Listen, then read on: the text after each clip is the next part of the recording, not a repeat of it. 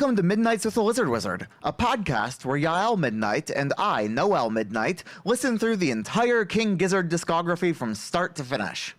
This week, we're listening to the band's 8th LP, the never-ending, career-defining Nonagon Infinity.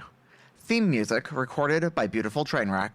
Nonagon Infinity opens the door. Nonagon Infinity opens the door. Wait for the answer to open the door. Nonagon Infinity opens the door. And we're back.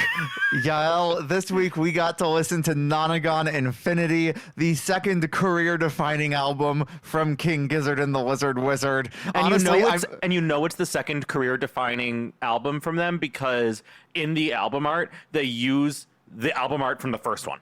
Wait, they use the album art from Mindfuzz? Yeah, the castle in Mindfuzz is the castle underneath the Nonagon. Pick up the album cover. That's literally never occurred to me. Pick up the album cover. You'll see it. The castle is the same. You've been staring at the castle every day. It is the background. It is the desktop of your computer, which admittedly is always covered in so many windows. So many windows. You gotta have windows.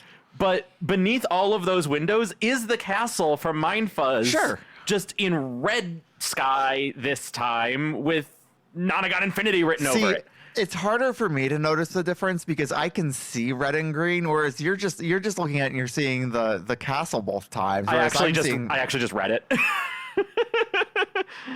Not on Reddit. Anyway, we're here for the second career-defining album of King Gizzard's career. I didn't realize you were allowed to do more than one career-defining record. I feel like, by definition, it's one of those things you can only have one of. No, because King Gizzard's career is built on reinvention. If they only had one, they would have just invented, not reinvented. They need the multiple career-defining records. They earned it. Well, I'm excited to hear how they define their career next. But in the meantime, let's talk about Nonagon Infinity and open the door. Let's open the door. I'm just going to shoehorn that in there. So, today is February 1st. So we're recording today, February 1st. You know what day our first episode 0, came out? February 1st? It doesn't feel like it it's hasn't been a year. October 1st. So it has been officially 4 months since we started this, a third of a year.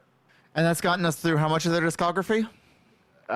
Depends on how you count it. Based on the current working spreadsheet, which has gone through some changes since we started the project, we are 1/4 of the way in. Okay. So that means we've got a lot to go, but not the through 2030 like was our initial plan. Right, because we aren't going to be doing the live albums one the per bootleg episode live anymore. Albums. Yeah. Right, because the more that we've listened to them live, the more we've realized this is really cool, but I'm not really sure we can fill an hour per performance. Yeah, so we may end up, and we'll talk about this when it gets time to talk about this, end up shoehorning in ways to talk about the live records. Yeah. In some fashion, but also we just are so excited to get to the new music that we haven't heard yet, or at least that's me. Yeah. And I can't wait until 2030 to hear their newest shit. Yeah, that's absolutely fair. It's already hard enough to wait a year, but I have postponed talking about Nonagon Infinity so far too much. And I actually want to talk a little bit before we get started. I want to talk about the way that the record was recorded. Yeah, please do. There was this really cool interview that they did with Audio Technology where they talked about recording it onto an 8-track analog tape machine. And so they have a 7-piece band recording on an 8-track, which is horrifying. That feels really compressed. It feels really limiting. It feels very limiting. Like it's such a constriction. And so Stu said in the interview, the 8 lines were made up of 3 guitar lines, 2 tucked under the Rhodes, and another under the piano with a mic on each, a bass DI, and a single ribbon mic over the right shoulder and kick mic, either inside or a little bit out for each kit. Cav used the house kit and it was kept as 2 tracks. We pieced Eric's together, which took half a day to get right, and it was summed down to 1 track. Ambrose had the final line, which was either harmonica or keyboard. It's somewhat limiting, but also liberating doing everything like that. Madman. absolute madman. All I can think about is how hard it must have been to mix this properly when you can't mix out the individual components of the drums. And it's just, okay, here you go, the drum kit. No, the drum kits. Okay, but they did each have their own line at least. Yeah, but that's still absolute madness. That's insanity. Oh, it's such a strong choice. And we've seen them again and again make weird recording and mixing choices that mostly work out. I've had questions with some of them. We discovered that, well, you discovered that Quarters was recorded onto VHS and deliberately fucked with to give it a weird tape sound. We know that on Eyes Like the Sky, Broderick Smith recorded just through his computer audio, and Stu ended up sending that to a guitar amp and recorded the guitar amp to get it to sound the way it sounds. And then there's all the time they used iPhones to record. Right, and they clearly do not care about doing things the right way. How does that make you feel as an audio engineer? I'm okay with it, because if you're doing things the right way every time, it's just going to sound the same every time. And they certainly have figured out how to make interesting sounds. Yeah. You know what? I bet when they get to Phantom Island and they're doing whole fucking orchestral production, they're not recording on iPhones. That would be very funny. If they found a way to do their lo-fi shit with the giant orchestra. Yeah. That would be very funny. There's one more thing from this AT interview that I wanted to mention, which is that they talk about Stu recording the lead vocals. He apparently did all 9 tracks in 4 hours. Holy fuck. Holy shit. I cannot imagine blazing through a record that quickly. Stu must be an absolute god in the studio. I mean, I think we can tell pretty clearly that he is, and he has a great team with him, because that's not normal. Yeah, no, that's superhuman levels of tracking vocals. That's really it's not fantastic. normal. Oh, God. Let's talk about Robot Stop, though. Nonagon Infinity opens the door. Nonagon Infinity. Oh, I don't have a voice this morning. Well, I also started low for you. You did. And it's a song that already, like, calls for more of, like, a frontal nasal tone and, like, Nonagon Infinity opens the door. Yeah. And I don't have that this morning. I'm only one monster in. We're not even 9 a.m. We are recording this way later than we normally do. It's been a fucking week. Well, later in the week than we normally do, earlier in the day than we normally do. Yes. Okay. Yep. That wasn't clear. We have had a fuck of a busy week, a fuck of a just ridiculously unpleasant week at times, and also, you know, we had some social stuff that kept us from being able to record yesterday when we normally would. So you're getting us bright and early, and I am doing everything I can to bring the energy I bring to my early morning classes when I'm the only person awake in a room full of 400 people. So I want to ask you a really simple question. Oh, no. How many beats go in a measure? It's 4, right? It's 1, 2, 3, 4, 1, 2, 3, 4. That's how music works, right? Have you ever heard of a waltz? Okay, sure. Sure. Like, Tim's doing a fine job in Minneapolis. I wish he would do better.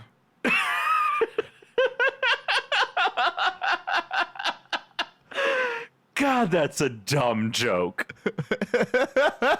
For you non-Americans, Tim Walz is the Governor of Minnesota, and he has not been responding well to the whole ICE Minneapolis bullshit. It's not that he's been responding poorly, it's just that he's kind of not doing anything, which I guess is a type of poor response. Things could be better. Things could be better. He's certainly more spineless now than he was when he was running for vice president, which is really disappointing. And yeah, I have feelings, but that is neither here nor there. So tell us about how many beats go in a measure. Well, it seems as though for Robot Stop, at least, it's 7.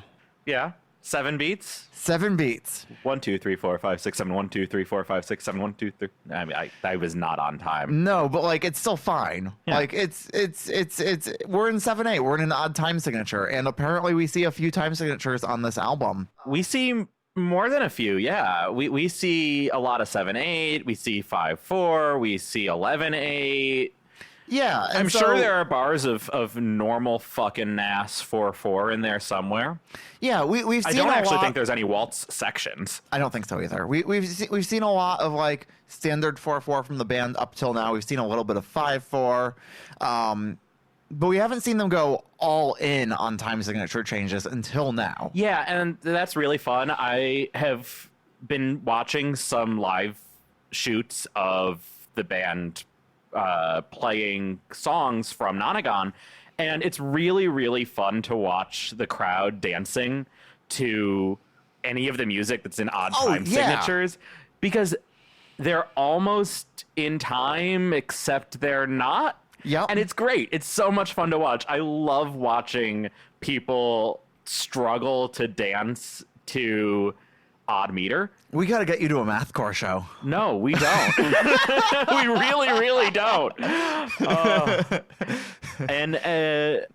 I learned music theory from jazz YouTubers, and in particular, I learned some music theory from the YouTuber and jazz musician Adam Neely, who in his music has really explored this whole odd time signature and how people move to it, and trying to figure out ways to allow easy movement from an audience to time signatures and polyrhythms and polymeters that are less traditional in Western music and less easy to dance to, or are so quick or so slow, or have a really quick and a really slow thing layered on top of each other that make it really hard to feel the music, but he still wants you to be able to dance to it. And so when I hear music like this that's got the weird time signatures, especially if I'm seeing video, I'm really, really thinking about, I'm really looking at how people dance to it. And that's been really, really fun to see over these last 2 weeks. Yeah. And I gotta say, I'm not good at moving my body to, well, anything, but particularly to odd time signatures. I'm not good at it. I don't feel rhythm well. Yeah, and Carson from the Callous Cowboys, I'm sure I've mentioned this on the show before. Carson from the Callous Cowboys went on record once being asked, oh, what's your favorite time signature to play live? And he just goes, yeah, it's 4/4 because people know how to shake their ass to 4/4.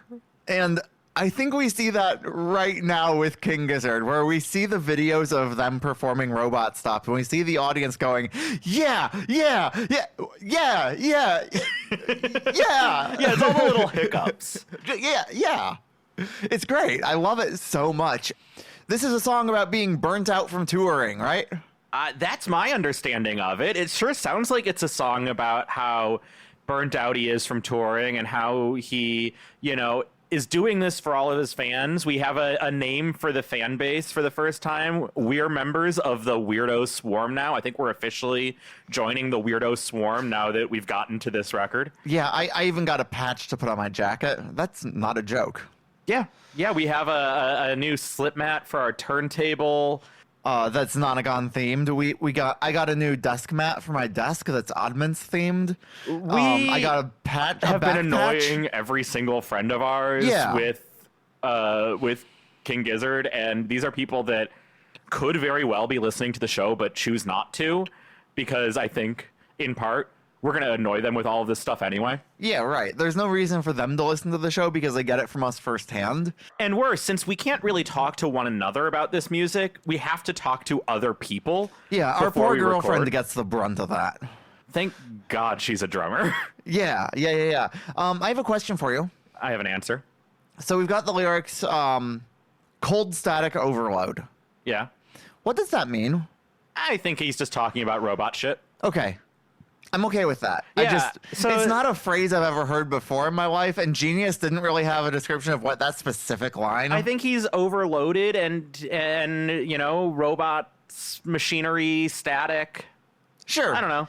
No, I'm okay with it. He wants to be uploaded into a robot so he can just go all the time without like falling apart. And I'll tell you what, I know a couple of trans girls that talk exactly like that. Yeah, Stu, come on over.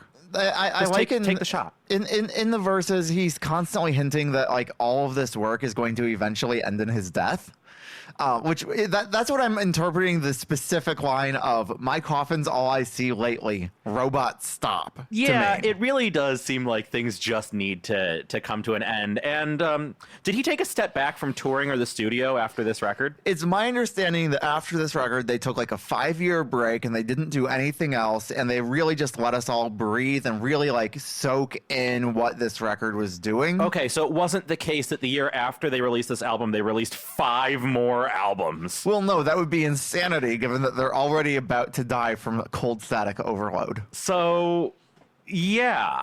Stu, are you okay? Has anybody checked in on you at any point in the last decade? I cannot imagine that he is remotely okay. I mean, clearly, like, they have to like being in the studio. They have to like touring. They do it so much. Yeah.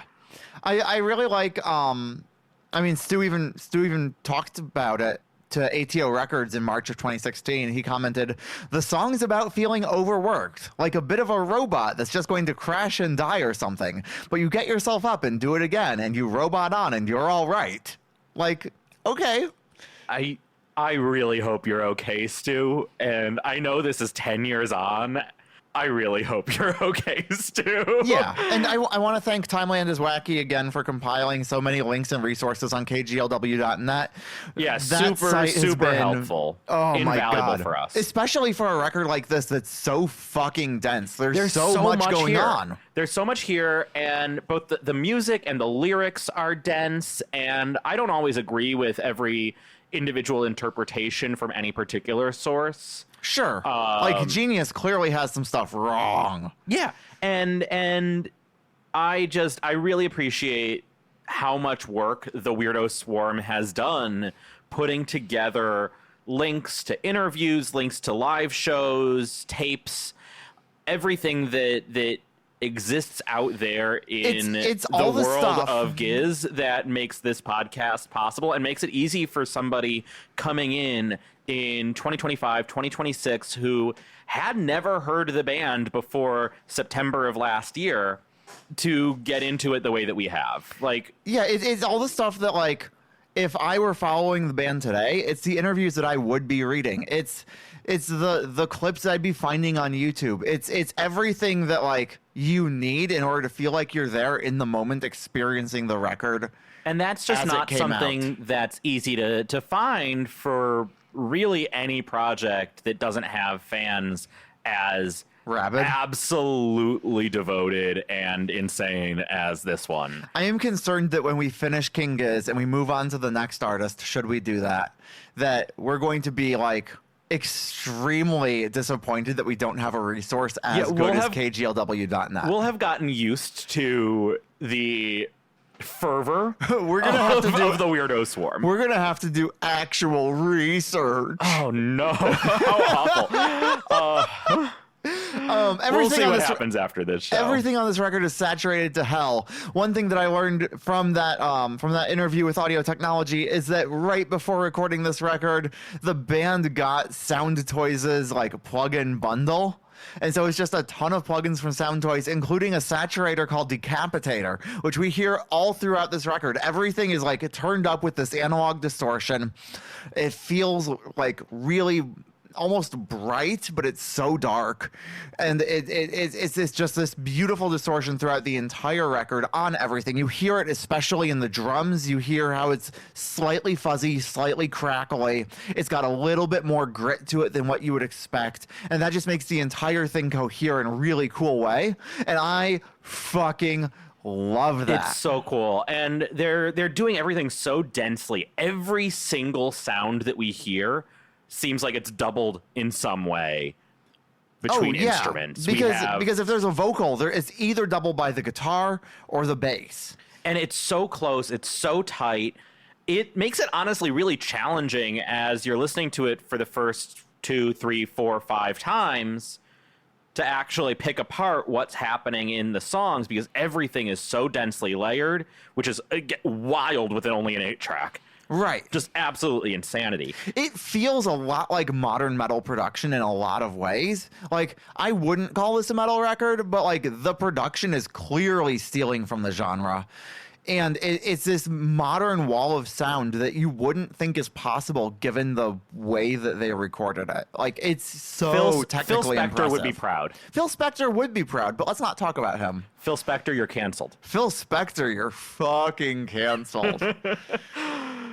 I wanna talk about the harmonica. Yes, please. Because I think it's please. really interesting to make a record that's this dark and this heavy, This and intense. still manage to bring in the harmonica and have integrate it beautifully. And have it sound perfectly integrated with the rest of the track. Right. That was, it goes it was from legitimately being, surprising to hear harmonica sound so natural right. in this record because I've never heard a record this heavy that has harmonica in it. I have, and the only records I've heard that do that are like desert rock records. And yeah, it makes sense that we would get the desert rock feeling from this record. I mean, Australia is famously known for its deserts. We have a song about that later in the album. At the end of the record, we get some like explicit references to that. And so it does make sense that we would hear that and it would be such an interesting texture. But it's so cool that they managed to pull it off because I don't think that's easy to do. No, and it really goes to show how good of a harp player Ambi really is. Yeah. And how tight the whole band is, and especially the production team at making this all work. I mean, in this album, we don't just have our usual 3 guitars, 2 drum kits, bass, vocals, and harmonica and keys, whatever Ambi's doing at a particular moment. We also have a Persian instrument and a Turkish instrument. Mm-hmm. And we hear the setar in particular on Robot Stop. The setar is the Persian instrument. And again, these sounds just melt in with everything else. And it's not weird. It's not odd. It's a little bit unfamiliar. And they're clearly going for unfamiliar to Western ears. But it's not off-putting in any way. It sounds like it fits the music. It's interesting that you say unfamiliar, though, because the thing that I noticed primarily while listening to this record the 4th, 5th, 6th time was this record doesn't sound like the rest of Giz. Like, it clearly doesn't. It's meant to be different. It's meant to be big. It's meant to be bombastic and loud. But then there are 2 elements that consistently pulled me back and made me go, okay, but it is unmistakably Giz. And those 2 elements were the guitars and bass doubling the vocals. Sure. And the harmonica. Yeah. Because the harmonica is such a core part of Giz's sound at this point that when you hear it come in on Robot Stop, you are immediately thrown right back into the Giz mentality, even though you're in a song that doesn't sound like what we've heard so far. Yeah, I fully agree that the harmonica, the doubling, the way that the instrumentation is layered is just classic Giz, based on what we've heard so far. But then we do get the stuff like the setar and the zurna. Is unfamiliar to me. Yeah. Like that's not something that my ears are used to, as the zurna later on. And although I disagree with you pretty much entirely with the idea that this doesn't sound like a Giz record. Really? Yeah, I think that of all of the recent reinventions we've had with paper mache, with quarters, I think that Nonagon is closer to that earlier garage sound. Sure. Than most of what we've gotten lately. Sure. Most of what we've gotten recently. I'm comparing against what we've had lately. Sure. Okay. That's fair. But I don't know. In some ways, like, this is definitely an evolution. This is certainly a different record. It's heavier. It's got the infinitely looping album gimmick. We've got the metric modulation, the time signatures. everywhere. It's definitely not the same as 12 Bar Brews. No. But if we want to pick an album that we've listened to that sounds as the closest to 12 Bar Brews, I think it's this one. So the comparison I kept making was this sounds like Mind Fuzz in a lot of ways. Well, yeah, I mean, there's obviously a ton of Mind Fuzz in there. There's Yeah. a ton of that, specifically the Mind Fuzz suite. Yeah, absolutely. Where there's that, because Mind Fuzz Suite has that concept of, oh, let's have all the songs flow into each other. Let's create this one, like, defining thing. And they definitely brought that back in a really cool way here. Yeah, yeah. There's a section in the instrumental for Robot Stop where it goes from the flying microtonal banana playing a microtonal lead line directly into the harmonica, directly into a different guitar, directly into a different guitar, all trading off leads. And it's such a cool look at what it feels like to watch them live, where it's just like, oh, here's your section, fucking go for it, you got 8 bars. Here's your section, fucking go for it, you got 8 bars. Yeah, it's a very kind of like jazz soloing style of playing. Or, you know, I mean, they're a bit of a jam band. They're a bit of a jam band. And that's kind of thing you hear. But trading off tight 8-bar sections like that, and it's not necessarily improvised, but trading off those 8-bar sections, it feels like a very jazz mentality. Yeah, absolutely. Where everyone kind of gets a chance to sing on their own, and then you bring it all back together, and you go, "Oh, right, it just works." So we should probably talk about the way that the album connects with itself and loops, and we could in any individual song talk about the ways that that particular song connects to everything else, but I think that it probably serves us best to talk about it kind of overall. Yeah. So the entire album, as I'm sure most of our listeners know, is meant to be played in an infinite loop, hence Nonagon Infinity. There are 9 tracks that loop into one another. They flow pretty naturally from one to the next, with some exceptions that we'll probably talk about. And when you get to the end of the last track, it loops back to the start. So if you're playing it on streaming, if you're playing it on any kind of digital media, then you can hit the repeat button and it'll just, you're not going to notice when it starts again, and you can listen to the album 3 times in a row and everything will flow smoothly. I did that a lot these past 2 weeks. It was just like walking to and from work. I would just listen to a selection of 3 songs just based on wherever I left off last time. And sometimes that would mean I was getting Road Train, Robot Stop, Big Fig Wasp. Yeah. And like, I never want to turn it off after Road Train. Right. I always want to hear the album chorus, the Nonagon Infinity Opens the Door section. I always want to hear that right after Road Train ends. And so I let that play. And if I'm going to let that play, I might as well go into Robot Stop. Right. And if you're going to not hit repeat on the album and let it just end after Robot Stop, it ends so abruptly. It really does. And honestly, not very well. We'll get there. We'll get there. But in addition to just the smooth motion between the songs, most of the songs on the album, including Robot Stop, quote other songs. So which is cool. So each song has its own main melody, its own main riffs, or its lyrics, its chorus or its verse. And most of the songs on the album at some point or another quote from at least one, and often more than one, of the other tracks, whether it's quoting instrumentally or quoting lyrically, or using the sort of album chorus, the Nonagon Infinity Opens the Door. So in Robot Stop, we see around like the 3-minute mark, there's a reference to Big Fig Wasp, where they just kind of play a section of Big Fig Wasp that you could sing it over if you wanted to. You could sing along to that. Yeah. And then as soon as they're done with that, they take like 4 bars before they go into Hot Water.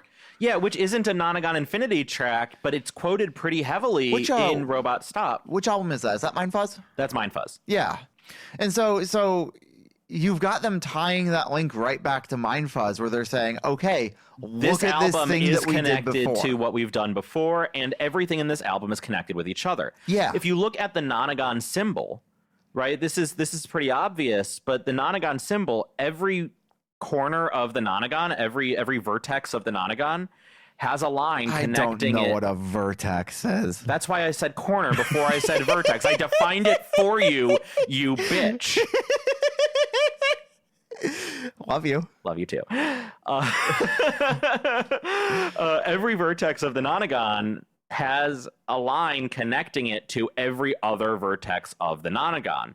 Really, really emphasizing, okay, not just is every corner of this shape one of the different songs, but everything is connected to everything else. There was an early version of the album art that did not end up being used, where there are around the Nonagon circles representing each and every song on the album and a little image representing it. So Robot Stop has a robot, Big Fig Wasp has a wasp, Gamma Knife has a knife, People Vultures has a vulture.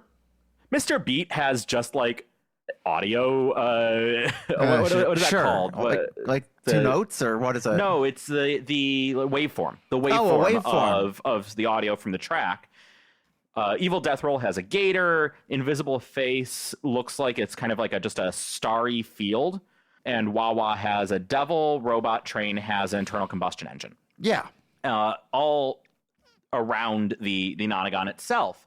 And so they're really, really leaning into not just do we have this infinitely playable album that doesn't ever need to end, but everything is innately connected with everything else. There isn't a single track on the album that fully stands on its own without any connections to the rest of the work. And that's great. I think that's a really cool like realization of an experiment. Like I think they nailed what they were going for. I think they almost nailed what they were going for. Oh, where'd they flub it? Or are we getting to that? We'll get there. Okay, we're getting there. Yeah, Robot Stop didn't flub it. Perfect. Can we fucking perfect. Can we talk about the mixing for just a second? Please.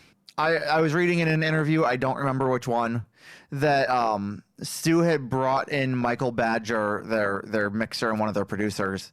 Stu had brought in a Megadeth track as a reference and asked, how metal can we go? So a lot of what you're hearing on the record is definitely inspired by that.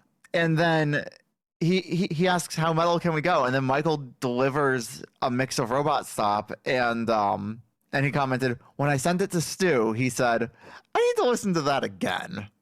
Just like doubtful of the fact that it was so dark and so heavy and just so different from what maybe they had thought they were going for.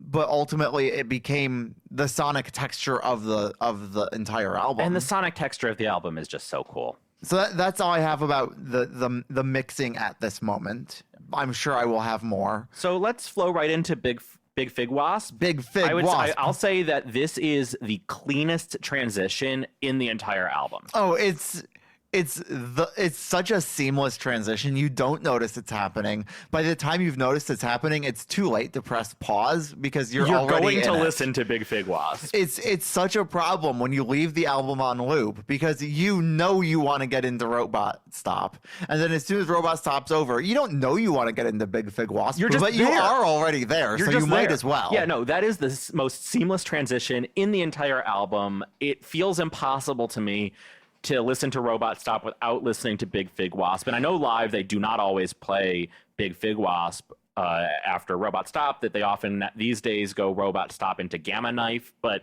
the album, it's just such a perfect, seamless transition. Let's talk about the lyrics of Big Fig Wasp. We can talk about the lyrics of Big Fig Wasp. I don't really like thinking about fig wasps. So you like figs. I love figs. I'm not a huge fig fan. This didn't make me more of a fig fan. Now, I know that when I'm eating a fig, I'm not eating a wasp. Right. And I also know that. But I don't like thinking about wasps. I'm a bit of an insectophobe. Sure. I used to date an entomologist who liked to show me pictures of her bugs. How'd that go for you? Well, I asked her not to, and she would do it to surprise me. Oh, no. Even after I asked her not to. No. And, I was really interested in her work. I was happy to have her tell me about her work, But you don't I don't need to want to see be it. surprised by photos of bugs. Right, like if I dated a proctologist, I'd be happy to hear about their work, but like, Don't show me the hairy assholes. oh. Yeah, glad that relationship is over. And Long if you're over at listening point. to this Although episode, weirdly hi, enough, hello. weirdly enough, I started dating her the year that this album came out. Is that so? That's right. So an entire lifetime, multiple lifetimes ago. Multiple lifetimes ago, I dated this girl who was an entomologist. Yes. I frequently try to like envision, okay, if I had been listening to this when it came out, what would I have been listening to at the time? What would this have distracted me from? So I'm pretty sure I know what I was listening to when this came out. I need to check a date to be sure. Yeah. When this came out, I was listening on nonstop to Pimp a Butterfly. Okay, I was pretty much stuck on Silent Planet and like Knocked Loose. Admittedly, To Pimp a Butterfly was a year old at this point. Okay. So I guess I wasn't just listening to Pimp a Butterfly. I was probably also listening to, oh God, I'm going to really out myself here, the Hamilton soundtrack, Sure, yeah, absolutely. We were all into that at one point. which was also 2015. That was a different time. It was more optimistic. The Obamas were in office. Well, only one of them, but Only one of them. but Michelle Obama was spiritually somewhere. Yeah, I can't remember like what was the new music I was into in early 2016, but I did listen to both the Hamilton soundtrack and Pimp a Butterfly a lot. See, that would have been the very end of my like Christian phase. Okay, that tracks. So I would have probably still been listening to a lot of Emery and Oh Sleeper, and then new bands like Knocked Loose, who not Christian, but that's fine because I was moving away from all that. And then there was like Silent Planet, who was kind of straddling that barrier between Christian and non-Christian. And so like I was slowly morphing away from all of that at this point in time. And I wonder if I had heard this song, especially Road Train with its satanic references, what I would have made of it. Oh, I'm sure that would have been too much for you in the moment. It might have been. And it would probably be likely that this might have been I'm not sure what I would have thought about this at the time. Yeah, I don't know. It's definitely not what I was listening to in 2016. I don't think it would have been heavy enough for me in 2016. I think I have mellowed out since then. That makes sense. You weren't listening to bluegrass in 2016? When did Phosphorescent Blues come out? I truly don't know. That was 2015. Okay. So I was listening to bluegrass at that point, apparently. Actually, you know what? I was listening to Punch Brothers at this era of my life. I was listening to Punch Brothers at this era of my life as well. Okay, so we were both into bluegrass at this moment, and this could not be less of a bluegrass record. It really isn't. Okay, so you like figs, but not wasps. You don't really like thinking about the lyrics to this song. Correct. Understandable. But you know what I do like? What do you like? The wah in the post-chorus instrumental. There's a lot of wah on this album. But the wah in the post-chorus instrumental of Big Fig Wasp is the first time in the record we get something that just cuts through the mix like a knife. And Like that, a gamma knife? Sure. And that like you're immediately pulled out of this darkness and there's this injection of brightness in the guitars. And it's so strong and it lights up the record and then it immediately dips right back down. But it's all supported by the bass doing really cool stuff high up on the neck, little like doodle-oodle-oodles. I literally wrote in my notes, there's a little doodle-oodle-oodle riff. And I have no idea which riff I was talking about there, but there is one. But it was the doodle-oodle riff. Right, there is one. Then it's played pretty high up the neck, and it's this moment of brightness. And I really, really, really appreciate how many of those little moments of brightness they sprinkled throughout to keep it from feeling like this dark, crushing, overwhelming record. From keeping it from being too weighted. Right. It's like I've listened to so much metal where the entire album is one sonic texture and they never really figure out how to break out of it. And so it just feels like this dark sound palette the entire time. And that can get exhausting to listen to. So you're really excited for what they do when they get to real metal. Yeah, I absolutely am, because I think that we're going to end up with more songs like Metallica's One, where, sure, everything around it is heavy and dark, And even one is a dark song, but it starts out with that really bright, clean guitar tone, and then it builds into the dark. And it's this kind of respite and relief from the rest of the record until it comes in full. Interesting. What's a poem? A poem? A poem. Insects grow in my poem. I always thought that, like, Pomme, I thought was like the Spanish word for apple, isn't it? No, that's manzana. French. It's French, yeah. It's the French word for apple. So, like, when I hear insects grow in my poem, I'm thinking of apples. No, yeah, that's wrong. It's some bullshit scientific term. Okay. Same with fican eating corpses. I'm familiar with that one, at least. Okay, that's good. Yeah, poem is a particular kind of, like, I think figs are like an inverted flower sort of thing. They're a compound fruit, kind of like a strawberry, in that they're weird and have, in the way that they have seeds and the way that the flower tissue grows. And a poem is some weird scientific term about that. I don't think that this is a term that is commonly used anywhere. I don't think that this is just some weird term that Australians use to refer to figs. I think that they're just being pretentious and using the scientific words for things to make the rhyme work. That would make sense. That it's a common lyricist trick. It is. I did have to look up what a poem was. Something I noticed on the song is that they go back into the robot stop. Like, Is that the Doodaloo riff? No, that's a different Doodaloo riff. But they go back into that in the middle of Big Fig Wasp multiple times, and I'll be honest with you.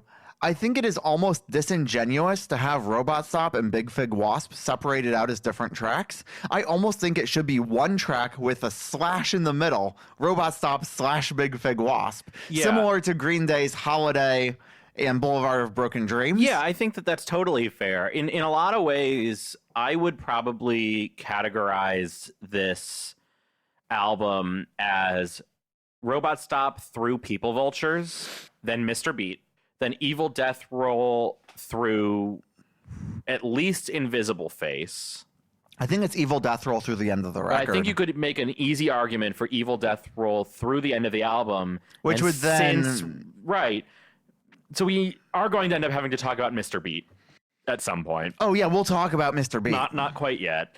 But yeah, I would agree that, I think that especially given the way that Robot Stop into Big Fig Wasp is so seamless, they're the same track. They are. And the fact that it like keeps going back into Robot Stop just reinforces that so thoroughly. Yeah, although every song goes into all of the songs. Can I talk about another thing from that audio technology interview? Yeah, please. They were talking about the way that they mixed the drums. Because they did have a mic on the kick that was just for the kick. So they had some control there.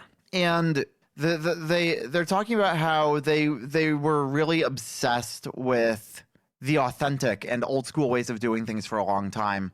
But then he goes, I was really obsessed with Chad Blake and watched every interview there is of him on the net. And he encourages people to stop being worried about being so authentic and old school.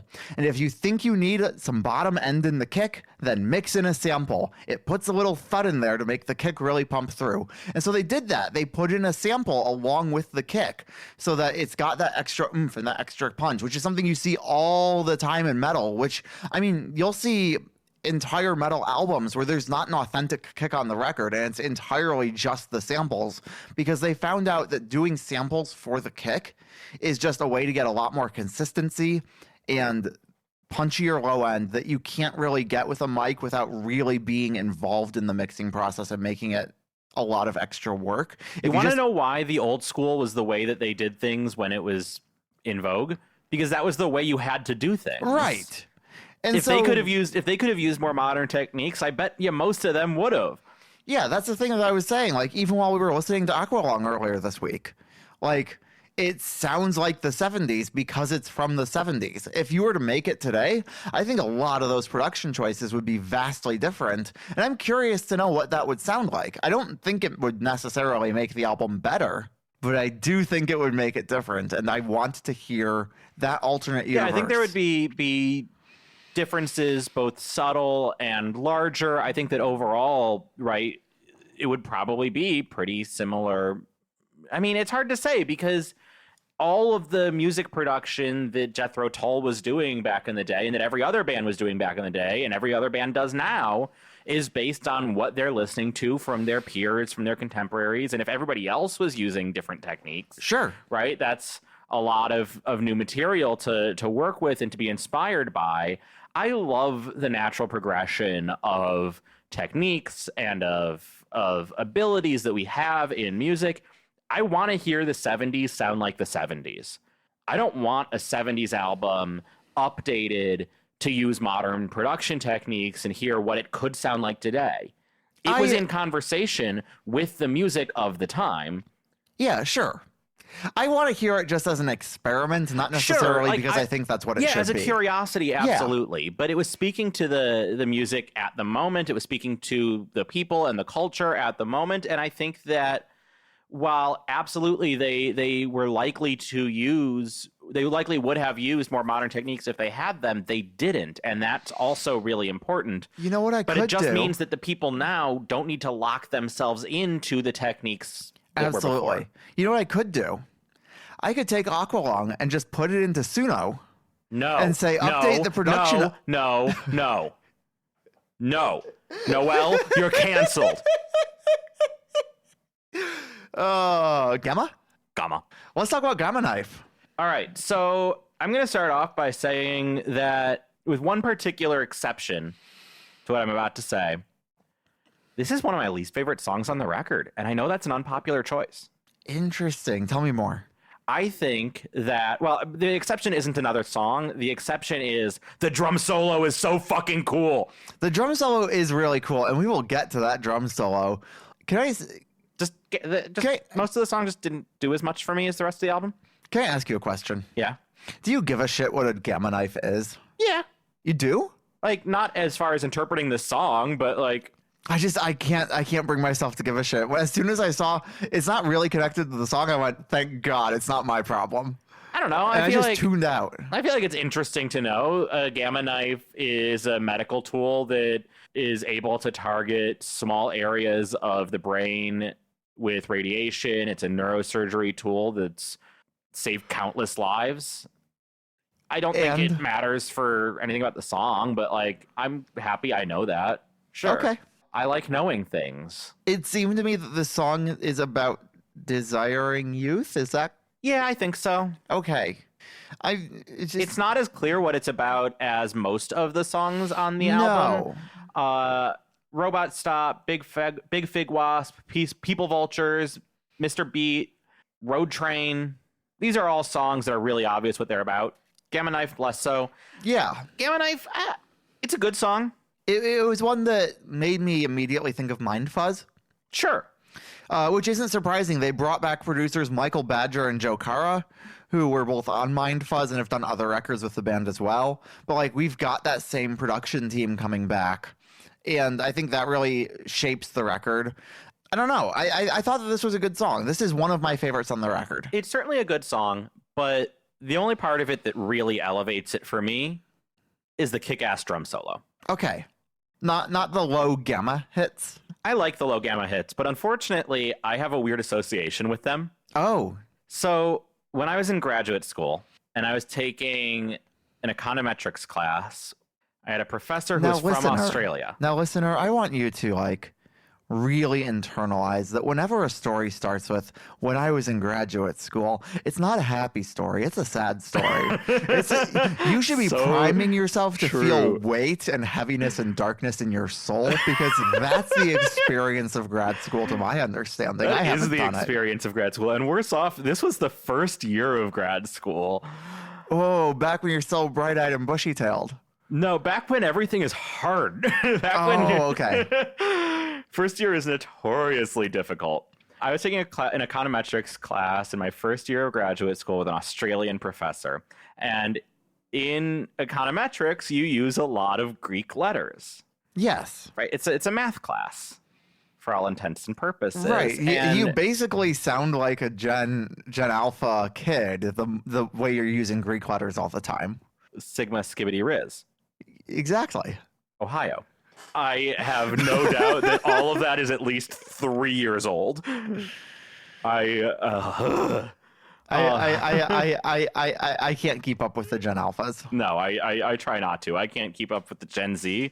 And if I try to start using Gen Z slang, then I will just make myself look foolish in front of everybody that I interact with on a daily basis. Is it just me, or are the Gen Alphas more 4chan pilled than Gen Z? I haven't met Gen Alpha. That's not true. I know like 2 kids. Sure. I live in the neighborhood. I don't hang around kids that I just young. keep running into children on Reddit. Well, and they seem to all be 4chan poisoned. But that could be a Reddit. On Reddit? That could be a Reddit. That might be a Reddit thing. Reddit's always been that way. Okay, no, that's fair. Anyway, this professor would always say the last letter of the Greek alphabet, which we used a lot, which I pronounce omega, and you probably pronounce omega. He would say omega, omega, omega, and that was always really funny. Sure. And so every time that we hear gamma in Gamma Knife, I just have flashbacks to sitting in an econometrics lecture in grad school in 2015, hearing omega, omega, omega. And I don't think that that's the association that King Gizzard was going for. I think it would be really hard for that to be the association that King Gizzard was going for. But that is the association in my mind when I hear Australians saying Greek letters. That's okay. That's fair. Weird association, not one that I expect any listener to be able to share with me, but that's my association. Let's I don't know, let's talk about the harmonica again. You know how I feel about the harmonica. It's so important in the song. It's so important in the song. And it rips through, and it's nonstop. And it's one of those things where you go, oh, right, Ambi, you do have value. Not just value. Ambi's great. I love Ambi. Don't you talk smack about Ambi.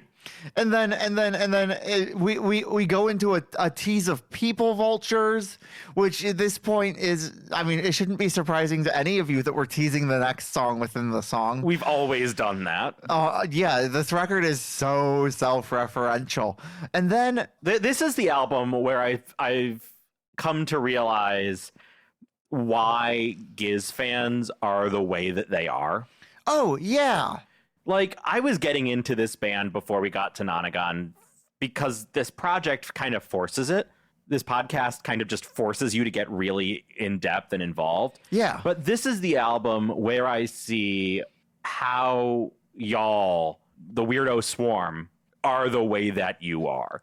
Because everything here, even though all the songs do have their own individual meanings that aren't necessarily tied inherently right now to one grand narrative, there's no one narrative throughout the album that ties together Road Train with Robot Stop with Mr. Beat. But everything is so tied together musically, and everything teases everything, and it's so connected, and it harkens back to Mind Fuzz. So what you're saying, we get things that I know from just the reading that I've done, but I haven't listened yet, tie into future albums like Murder of the Universe. And getting to see all those connections develop and knowing that they're definitely starting to do this very, very deliberately by this point. They're inviting these ridiculous conspiracy theory-esque connections being drawn. The Charlie Day in that in the meme with and the Always Sunny meme, the It's Always Sunny meme with the thread on the corkboard. Yeah, so that's what you're saying, what Giz heads are, and it's what you're great. saying is that Nonagon Infinity opened the door to you understanding the Weirdo Swarm. Fuck off. Just straight up fuck off. After we get the reference to People Vultures, then we go into the fucking drum solo, which is in 11/8. And I'm assuming that you know how to count 11/8 because I for sure fucking don't. I mean, you count 11/8, 1, 2, 3, 4, 5, 6, 7, 8, 9, 10, 11. Actually, I'm pretty sure that you're supposed to count it in 6 and then 5. Yeah, I mean, I think that is how most people probably do 1, it. 2, 3, 4, 5, 6. 1, 2, 3, 4, 5. 1, 2, 3, 4, 5, 6. Yeah, like. Yeah, I mean, that's the same thing. That's definitely how I would count it. It's easier that way for sure. It's that not something that my easy. ears are trained to. No. And so it definitely feels off kilter, which is great. I mean, you can kind of count 11/8 by counting, what is it? By 2 measures of 6/8 and then missing a beat, just like sort of having that skip, that off kilter feel. So you're saying you should miss the beat? Not yet. I mean, we have to talk okay. about people vultures. That's fair. But yeah, Cavs works hard as a drummer, and that drum solo is great, and we don't hear enough of that, and I hope we get more drum solos. If you haven't listened to Michael Kavanaugh's solo project, Cavs, which is just drums, just percussion, it's pretty cool to listen to. I'm not sure whether you'll turn to it again and again because it is just percussion. Yeah. And yet it's definitely worth giving a listen to because that man knows how to work a kit. Yes. I don't know how to describe a drum solo on a podcast. I don't know how to talk about it really well. I'm not a drummer. And like I said, I don't feel rhythm super easily. Yeah. I don't really have a whole lot to say about it besides the fact that, like, I think the first 5 times I listened to the record, I didn't even notice the drum solo. Really? I legitimately, it did not register with me because it just flows in the track so seamlessly. Yeah. I mean, it definitely just fucking works. Yeah. Like, it doesn't feel egregious or like It's not. it's not self-indulgent. It's not like a Genesis song with Phil Collins really making himself known. Right. As a matter of fact, apparently it really took some convincing to get Cavs to do it in the first place. And he just didn't want to do it because he doesn't really have an ego around wanting to do drum solos. And so apparently the band had to like really convince him, no, this is the moment where it's called for. And it is called for, and it fucking rips. And even though for me, Gamma Knife was sort of the lower moment of the side A. Sure. That drum solo is so cool that I'm not upset to hear Gamma Knife. Yeah. I'm never upset to hear Gamma Knife. It still fucking rocks. It And just fucking rocks. You know where it wasn't a lowest moment? Where? Triple J's Hottest 100 of 2016, where it came in at number 61. Cool. Like it definitely this is a song that broke containment and reached the general public. It wasn't just for the Weirdo Swarm, which is cool. Yeah. It transitions into People Vultures. It transitions into People Vultures. Let's talk about People Vultures. I actually don't think that this this transition is super clean. I don't think that this transition is as clean as the others. It's not the cleanest on the record. Which is kind of a shame because we'll talk about the music videos later since we didn't talk about the music video for Robot Stop yet. Yeah, I figured we can go back and do we'll talk about videos that later. at the end, but because the videos really do need to be discussed on their own. They really do. But the Gamma Knife video and the People Vultures video are intimately connected, and they transition so much more cleanly than Gamma Knife into People Vultures do on the record. Mm-hmm. I think part of the problem and why I'm not as convinced as the rest of the world that Nonagon Infinity has this infinite album cycle working really well is that a lot of these transitions, what they do to make that transition work is kind of just split the songs a bar too early or a bar too late, so that they've started one song before the track they're just doing like a switches over. crossfade. Not even it's not a crossfade. They just stop playing Gamma Knife. They start playing People Vultures, and then after 2 bars of People Vultures, then the track name on Apple Music changes to People Vultures. And so if you just listen to the song Gamma Knife, it'll sound like they've started playing People Vultures and then stopped. Right. And if you start playing People Vultures, it'll sound still mostly normal because they've only cut off a bar or two, and it doesn't or they'll probably play a full 4-bar cycle is probably what it is. And so it doesn't sound super off, but really they're not songs that flow into each other naturally. Sure. Even like they kind of do because they have the same instrumentation, the same sonic landscape. They're similar sounding, but they don't flow directly one into the other. They just change songs at a different time than they tell you they change songs. Right.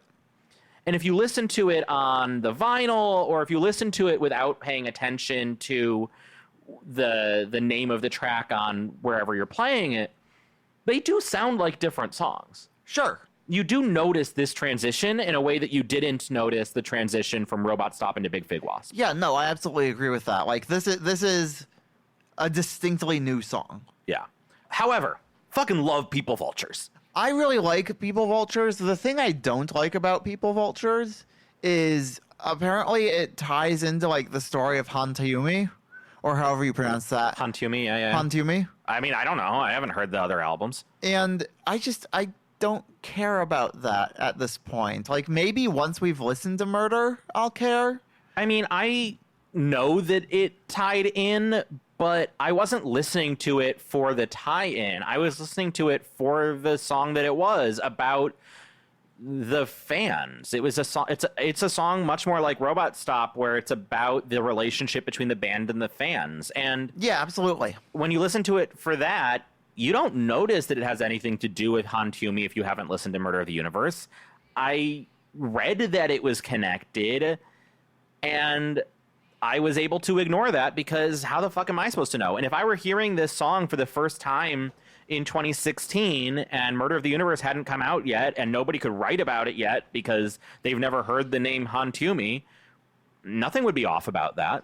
Okay. Yeah, you're right. You're right. So, you know, I'm kind of interested in seeing how that connects later on, but doesn't bother me now. I love the low end on this song. Just like, it's got such a full, deep, thick sound. Sure. And we get that a lot through the album. I really love the low, thick sound, the bass on Wah Wah later on as well. I also like Low Thick Women. Hey. Jesus Christ. Hey, you're going to say it. I'm going to lean in. Yeah, no, I shouldn't have said it. No, you shouldn't have. Unfortunately, I do think that this song deserves better bass than my AirPods allow. That's very possible. Like, the AirPods aren't slacking, but like, But you could do want better. you want to boost the bass a bit. I might just need to EQ my AirPods. Probably. I have an EQ set up on my computer where I'm pretty sure. Yeah, I've got a pretty significant bass boost on my computer. Yeah, that doesn't surprise me. And I should probably do something like that with my AirPods. I know it's a thing I can do. I just haven't. Yeah. But this song really deserves the getting that low end. It's so cool. And, you know, we've got the sound bar and we've got the record, the turntable. This is the first album that we've been able to listen to on vinyl. Yeah. Which is super fun. We have since purchased I'm in Your Mind Fuzz and heard that on vinyl, which also just is so cool to have. And then we And also we picked also have up- Fishing for Fishies, which is annoying because it's sitting there taunting us because we don't get to listen to that for a couple more months. We're really going out on faith here, picking up records that we don't own or that we can't listen to and haven't heard. We're really going on faith that like the band won't disappoint us. But Because also, at this point, I think that we're just kind of committed at this point. yeah, we're far enough into the experiment that if the band does disappoint us, I still think that we can handle that and manage that, and that we'll still like the record anyway. Because like, what's it gonna do? Be worse than 12 Bar Bruise? I mean, 12 Bar Bruise was fine. 12 Bar Bruise was fine. What's it gonna do? Be worse than Anglesey? No. No, Anglesey wasn't very good. But you know what I loved about People Vultures? Yeah, what did you love about People Vultures? I loved hearing both kicks. Interesting. This was an album which I think really, really benefits from having the two drum kits. I think that more than any other album we've seen from them, this justifies having the two percussionists, the two full kits. It's got that intensity that can match it. And I don't know if you noticed this, they played with the panning again, and each kick was in a different ear. Unlike most of the record, where in most of the record they have just Cav's kick centered in the mix. Right. While the rest of the kits are panned right and left subtly. Right. But this just one, Cav's kick in the middle. right. But this one, the two kicks, Eric's and Cavs' kick were in different ears. And so you had it sort of bouncing every beat. Right. And they weren't, a lot of the times Eric and Cav seemed to play the same part. And so you were just getting more intensity from having the two drums. This time they were doing slightly different things. And so especially with that panning, with that separation, like, oh my God, it really justifies that extra kit. I'll be honest, I didn't really notice that. But I bet you still heard it. I bet I still heard it, but I built didn't up. notice it, and now I'm going to have to go back. Yeah, of course. And this happens every time we fucking record, is that we notice things that the other one didn't. I love it. It makes me so happy. Except I am going to have time to go back this week, but we'll get to that later. So I'm really grateful that Robot Stop came before People Vultures, because I'm glad that the fan base has taken to calling themselves the Weirdo Swarm and not People Vultures. So yeah, the song does seem to be about the like massive expectation and love that the fans have for the band. Stu has gone out of his way to make sure that it's not seen as a negative that he's calling the fans vultures. Yeah. Do you believe him on that? Oh, I believe him. I believe that like he doesn't actually believe that the audience is vultures. But I also believe that like he feels it. Yeah.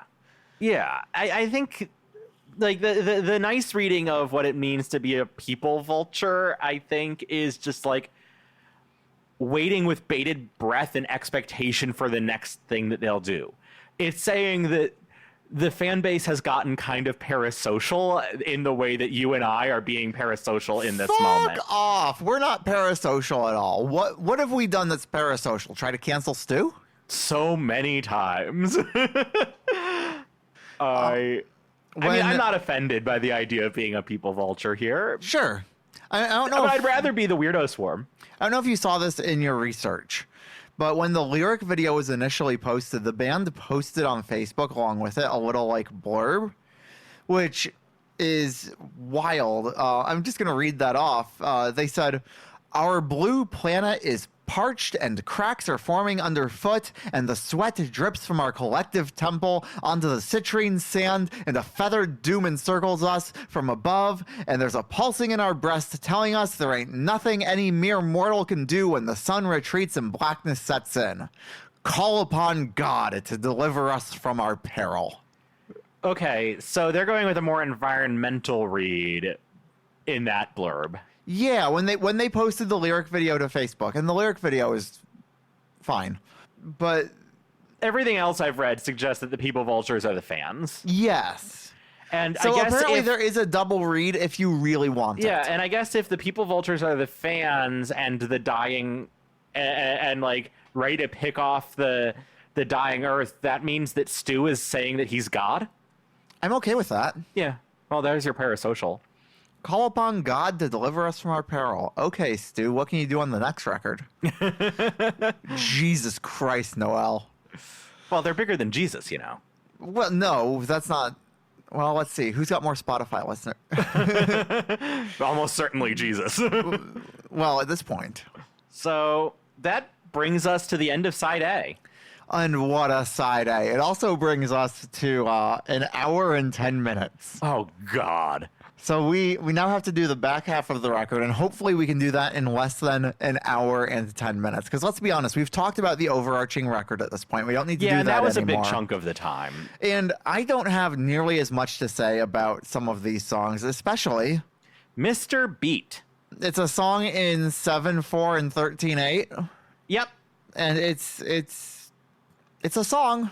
This one is weird. This is kind of the specter hanging over any discussion of this album, I feel like. It is... The fill, as you would call it. Yeah. It is the fill. And they're doing what they can to, I think, inject some brightness and levity into a dark album. Yeah, It and is I the least dark song on the album. It comes halfway through. I've read in interviews that Stu was really worried that it was coming so late on the album that there was this breath of air and this levity, but it's also, I think it's fair to say that this is the least interesting song on the record. I think that is fair to say, because like there is some interest in it. There's some really cool stuff in it, but at the same time, the lyrics aren't really much of anything at all. And it stands on its own is kind of the weird thing about it. In this record that's all about infinite looping and everything flows into everything else, Mr. Beat kind of flows from People Vultures and it feels like you took a razor blade into Evil Death Roll, but it is the two worst transitions in the entire record are the ones on either side of Mr. Beat. It feels like if you took a razor blade and you just cut out Mr. Beat, the rest of the record would flow a lot more smoothly. And I don't think I would notice the loss. It's the one song on the record that, regardless of what you think about its own quality, just fits the least in the record. Yeah. It's less heavy. It's its own song, and they're playing with time signatures, which fits with the rest of the album. But the lyrics are also mostly just word painting. Yeah. And I'm generally a sucker for word painting. I love it when a song describes the music with the lyrics. You know, give me Leonard Cohen's Hallelujah, the fourth, the fifth, the minor fall, the major lift. Like, sure. That's so cool. And here, once I missed a beat, then I missed a beat. Like, Mr. and missed a. Yeah. Like, yeah, you're Sure. missing a beat. I get the word painting. I get the cleverness. But also, it's just such an interruption in the flow of the album. And like you said, if you're listening to Road Train, you want to follow on to Robot Stop. And if you're listening to Robot Stop, you're going to follow on to Big Fig Wasp before you even notice. And But if you're when listening to People when People Vultures- Vultures ends, I can turn the album off. Yeah. And when Mr. Beat ends, I don't necessarily need to keep going into Evil Death Roll. Mr. But Beat, I mean, I will. I will, because Evil Death Roll is better. It's so good. Let's be clear there. The thing that I noted about Mr. Beat right away was that the whole song feels a little Beatlesy. Did you get that? Not even a little bit. Okay, like I thought especially the verses felt very Beatlesy and like kind of dancey and harmonic in a Beatles way, especially when you get some of the harmonies coming in and the cool, like, I guess one of the big things that really stood out for the song for me is the bass tone. Okay. Where we've switched from being the super aggressive bass to doing something that's a lot smoother and rounder. And they've turned down the gain. They've turned down the saturation. It's just this nice, I can see it being round sound. 2 steps away from the Beatles. That's I don't fine. think it sounds like the Beatles. I think it sounds like ELO. I And only there are know ways that ELO sounds like the Beatles, but I don't think that it makes the jump itself to sound like the Beatles. I only know ELO because the band Brave Saint Saturn covered them. And if you don't know Brave Saint Saturn, they were the space rock spin-off project from Five Iron Frenzy, the Christian ska band. But they did a cover of an ELO song, and I was like, oh, that's really cool. Let's go listen to ELO. And then the ELO version wasn't better than the cover. I really hate you.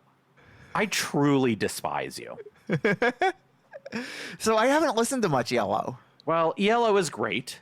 I'm sure. And I'm sure that if you heard this cover, you would also go, you're right, this is a better version of Here's the News. No. I wonder if you would like it. I wonder if you would like the cover, because I genuinely do think it's better. But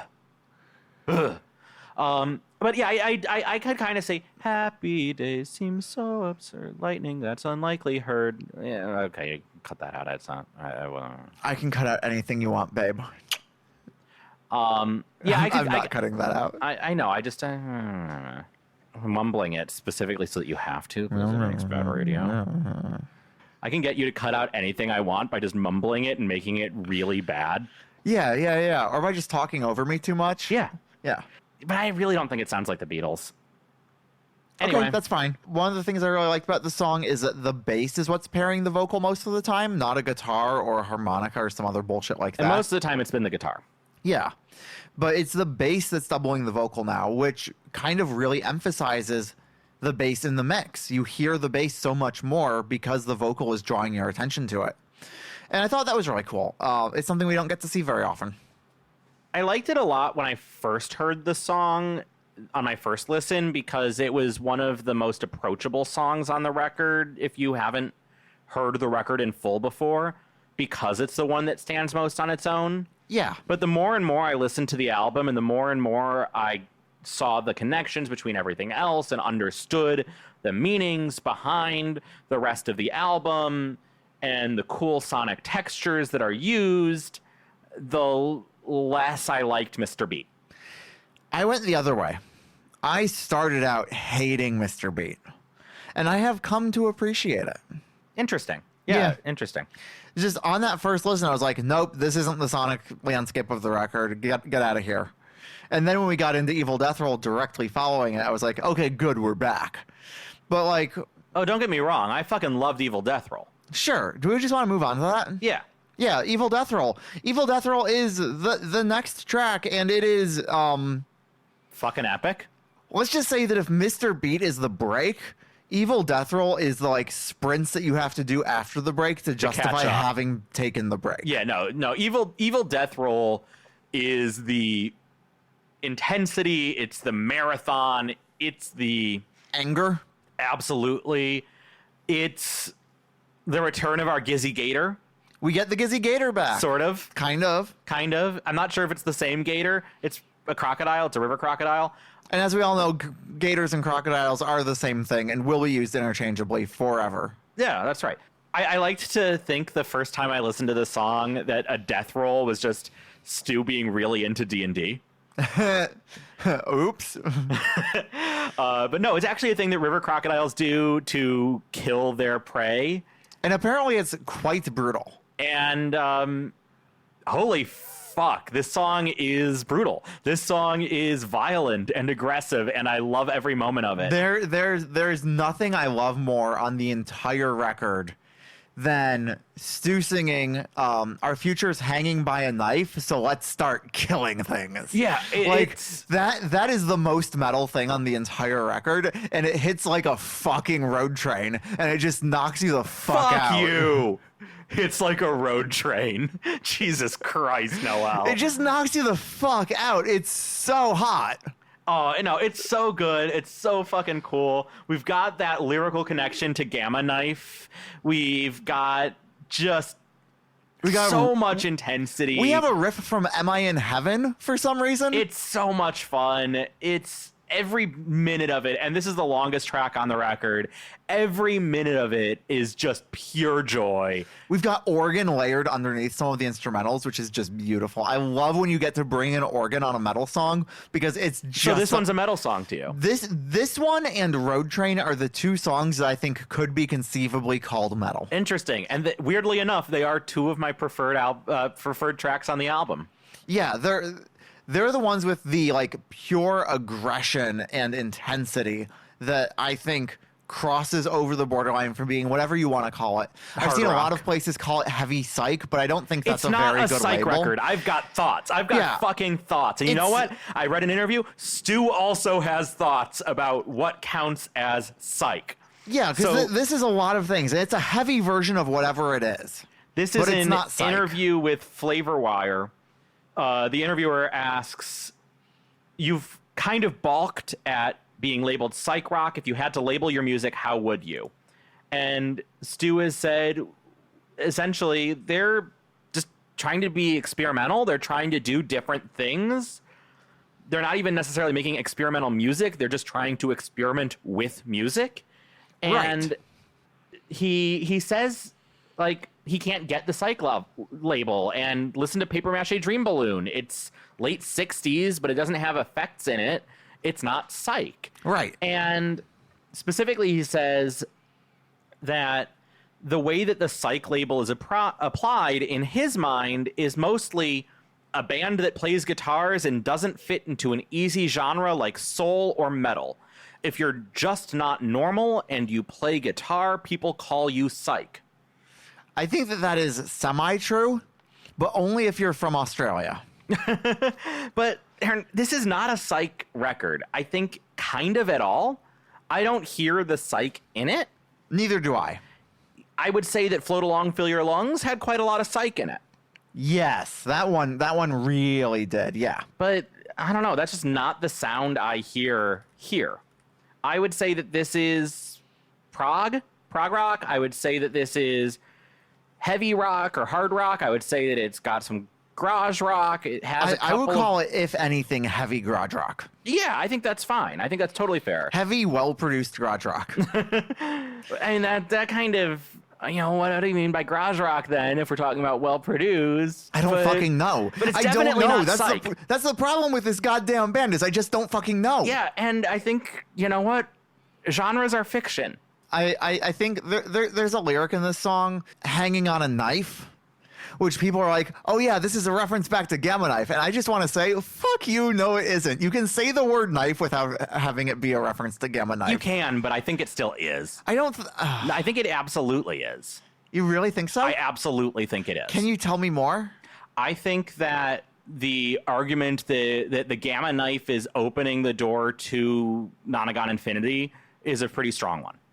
I think that while each of the individual songs is about something different, that the metaphor of Gamma Knife, even in the song Gamma Knife, isn't super clear.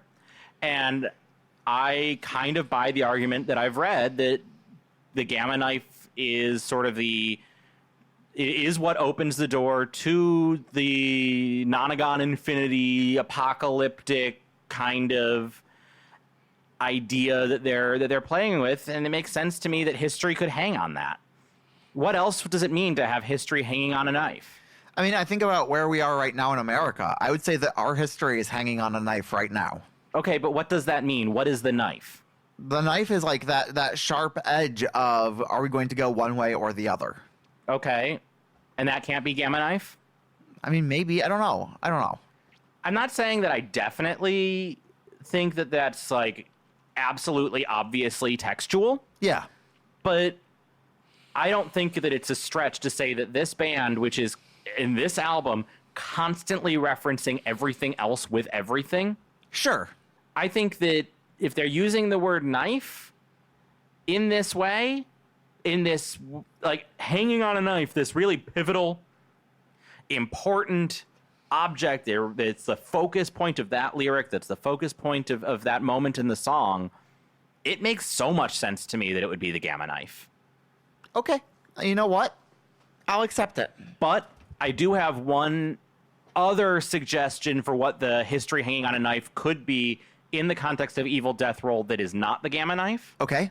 And that's the crocodile's tooth or claw. Whatever's ripping up the crocodile's prey in the Evil Death Roll. Okay. I also like that read. I haven't seen anybody say that. I haven't read that ever. That's fully you. That's fully me. Straight from the It's certainly noggin. possible that other people have had that read before. I'm not entirely certain that I think that those two reads are even incompatible, because we've seen before in this album that some of the connections between the songs are metatextual compared to the specific text of the song, that the songs themselves are different stories from one another, but there's also the more overarching story. Right, the whole Gizverse thing. And not even the Gizverse, the Nonagon Infinity thing. So okay. they're like the connections between the songs don't always directly reference what's happening in a particular song. Sometimes they do, sometimes they don't. Okay. And I think a great example of this is when we go from Evil Death Roll into Invisible Face, that these songs are not necessarily about the same thing, and yet with the quoting Invisible Face within Evil Death Roll, and specifically the changing of the pronoun in Evil Death Roll, it's you control, and in Invisible Face, it's I control. They are drawing connections in between what these two different songs mean with a sort of overall story of the album, an overall idea of, you know, who's controlling us and what's being controlled and how that impacts our universe and our world, while that's not necessarily the specific meaning of Evil Death Roll as a song. Sure. And so yeah, I see it. I do see the argument. Invisible Face. Like, such a smooth transition in from Evil Death Roll. We're back to a song suite. Yep, and we start out with the bass line doubling the vocal again, but this time it is that more saturated bass. It's got that little bit of distortion on it, and we get high resonance with lasery synth sounds too. Yeah, but what's cool about that bass line is you hear it doubling the vocal, and then the vocal moves on, but the bass keeps doing that same part, and so you get that like vocal melody underneath the next vocal melody. Yes, yeah, And that's really cool to me. it absolutely is. We also have one of the weirdest moments on the record in the middle of Invisible Face when we get into like a smooth jazz section in the middle. I have thoughts. Please tell me your thoughts. I think that section should have narration over it. Interesting. And I don't care what the narration is, but I think it needs to be read by John Waters. Okay. I'm not going to explain any further than that. Okay, That's Noel. as far as I've gotten. But when I hear that section, I hear John Waters' voice, and I'm like, okay, this would work. It is fascinating, that little jazz section, that little sort of, I think there's kind of like Latin rhythms in there. Sure, yeah. I think this is the section that got Wikipedia to add the genre jazz fusion to this record. Yeah, which I don't think is necessarily strong enough to claim that that's a strong part of the record. No. It's certainly odd, and it is smoothly flowed into and out from. Yeah, it's just prog. God, okay, maybe this is the moment where the one moment in the entire record where we could say maybe there's a little bit of psych. Maybe there's a little bit of really psych. think so. But it definitely reads as prog rock. It's to me. definitely prog, and I like it. It does make it really a lot easier, I think, for them to do what they did a lot in live shows in this era, which is play the first bit of Invisible Face and transition directly into the river. Yep. And that transition feels like it should be so much harder to do than it is. I And mean, I think in large part it's because of this section of Invisible Face. and Invisible Face then tries to go directly into wah wah, and wah wah is in 5/4 and B Dorian, just like the river. And so you can it play does the river feel- into wah wah, and they have played the river into Yeah. wah wah, and it's great. It works. Yeah, it just feels right. I have beef with the way that Invisible Face ends, Please tell me.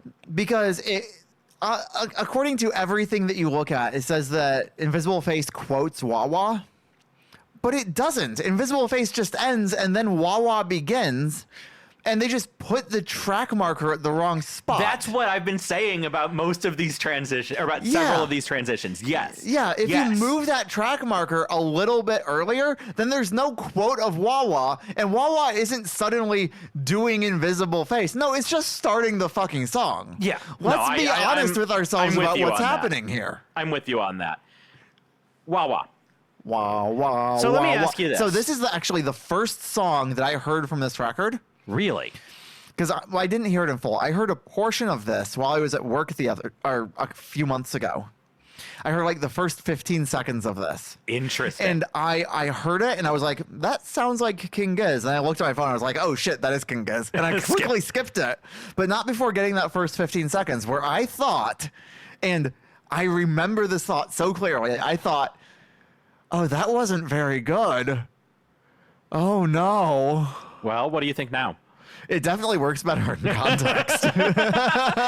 So, but like just hearing wah, wah, wah, wah, I'm like, oh, they're just vocalizing the guitar pedal. That's not really interesting. So early on, we probably would have said that if there's one effect that is synonymous with King Giz, it would have been. Spring reverb. And now, Wah. yeah, no, completely, right? It used to be that spring reverb, I mean, it was dripping off of everything they touched. Yeah. And we don't really have spring reverb anymore. Not as much. Like, it's definitely still in their toolbox, but it's not being pulled But out frequently. it's not the everything is just soaked in, caked in the spring reverb anymore. Right. Instead, everything has the wah on it, just all the time, everywhere. I mean, I think that if you take Stu's wah pedal foot and put him on a It's mainly bass drum, Joey. on a It's bass mainly kick. Joey playing the wahs, actually. Okay, that's right. If you take Joey's wah foot and you put him behind Cav's drum kit, he could play double bass for a metal days, album. yeah. Yeah. Like you might be getting such a workout from all of the wah pedal usage. I don't have a whole lot to say about wah wah. I know that the Zerna is in there. Do you want to talk about the Zerna I'll for a talk second? about the Zerna. Absolutely, I'll talk about the Zerna. First of all, I think it's a cool touch. No, yeah, it definitely works. Wah Like, Wah is a song that talks a lot about crying. And I personally don't hear all of the lyric wah, wah, wah, wah as much of crying. no, it just And- sounds like an onomatopoeia of the actual wah. Yeah, and I know it's supposed to somewhat emulate crying, and I honestly don't think it necessarily does a good job of that. I think it's a love letter to the wah pedal. But- It certainly reads like that to me. But I know that at least to some extent it's meant to emulate crying. And I think that the Zerna does a better job than the sound wah to give the sound of like loud crying. The Zerna is a Turkish instrument. It's a double reed instrument. The closest sort of Western traditional instrument to it would probably be an oboe. Sure, But okay. it is known in particular for being very loud, very sharp and shrill, Mm-hmm. and very hard to control rhythmically because it requires a lot of pressure of air to play. So it's very kind of challenging to start and stop. But goddamn, it fits in the mix perfectly. It fits in the mix perfectly. It's also known as being an instrument that is particularly well suited to the technique of circular breathing. Oh, I didn't know that. Yeah, so I read this recently. Like today, I read this before we started recording. It is an instrument that is particularly well suited to the technique of circular breathing, where you don't stop playing because as you exhale into the instrument, you are inhaling to make sure that you have continuous airflow. It is a technique that is commonly used, for example, on the didgeridoo, Yeah. the Australian folk instrument. I mean, you can definitely do it while singing. Yeah, but it is very challenging, and it's not commonly used in most Western music techniques. Sure. I know Tenacious D used it famously on their song Inward Singing. Yeah.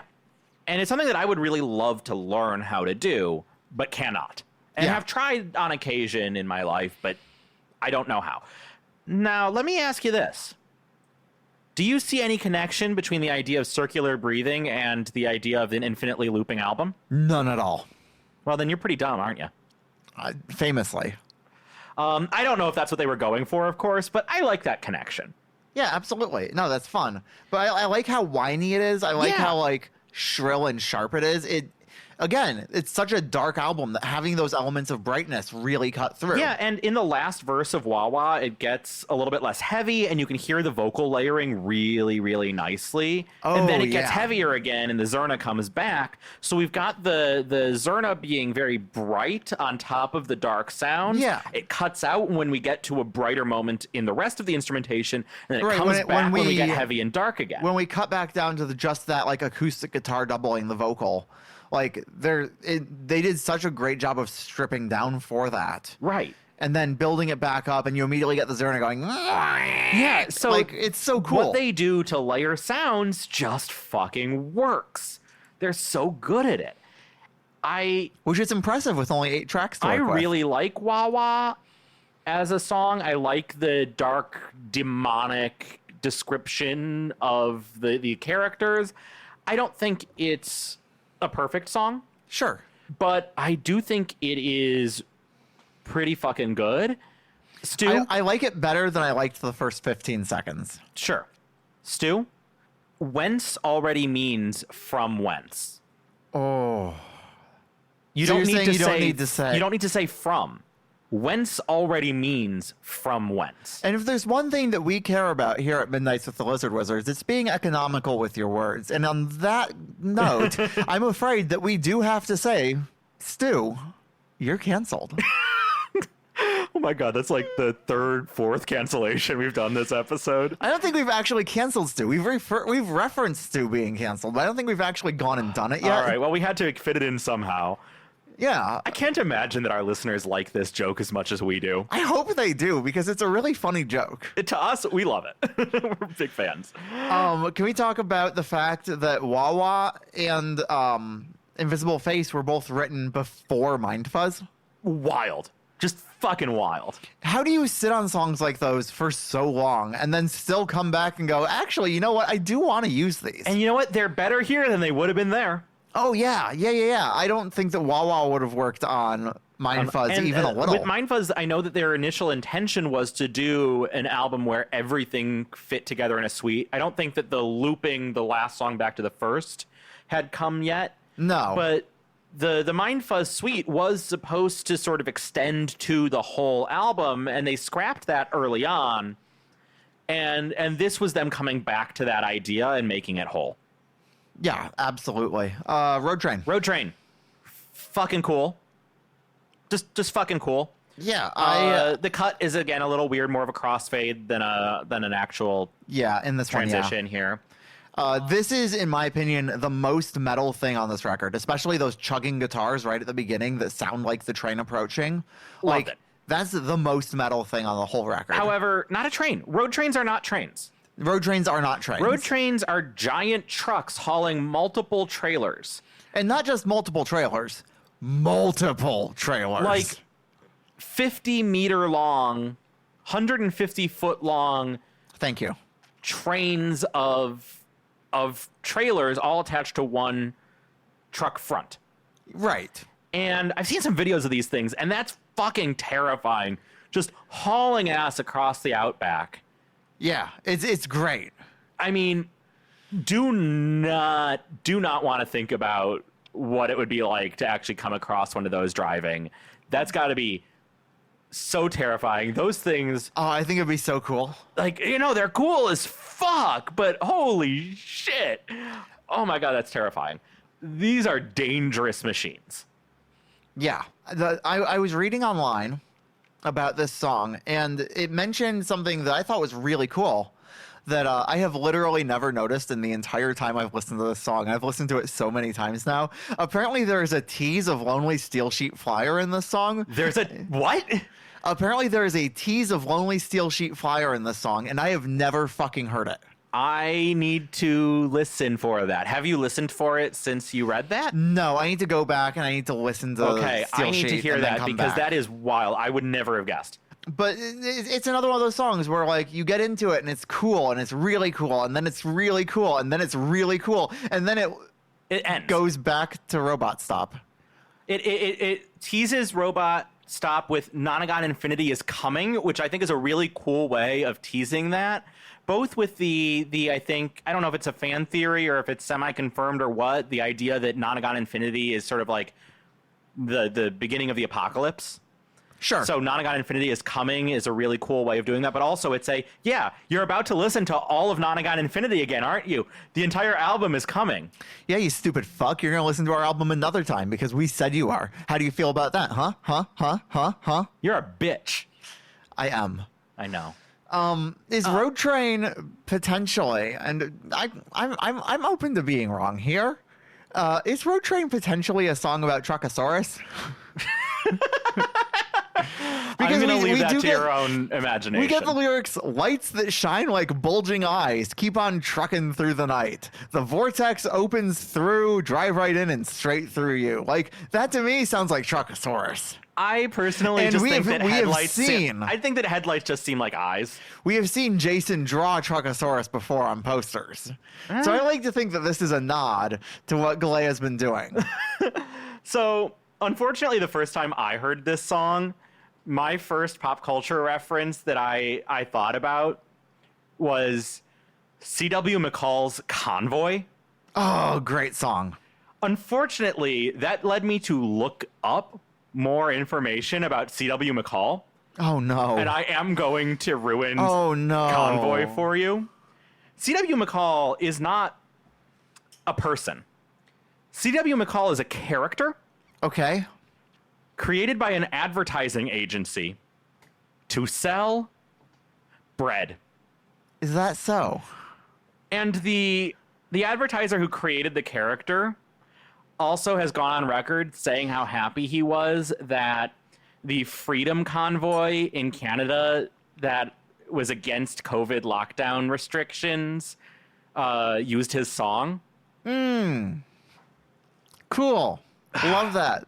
That's great. I love to have a good thing ruined. Depressed to hear, just to see that story about Convoy, which in my mind had always been this kind of like fun, kitschy song that wasn't necessarily good, but was fun. Yeah.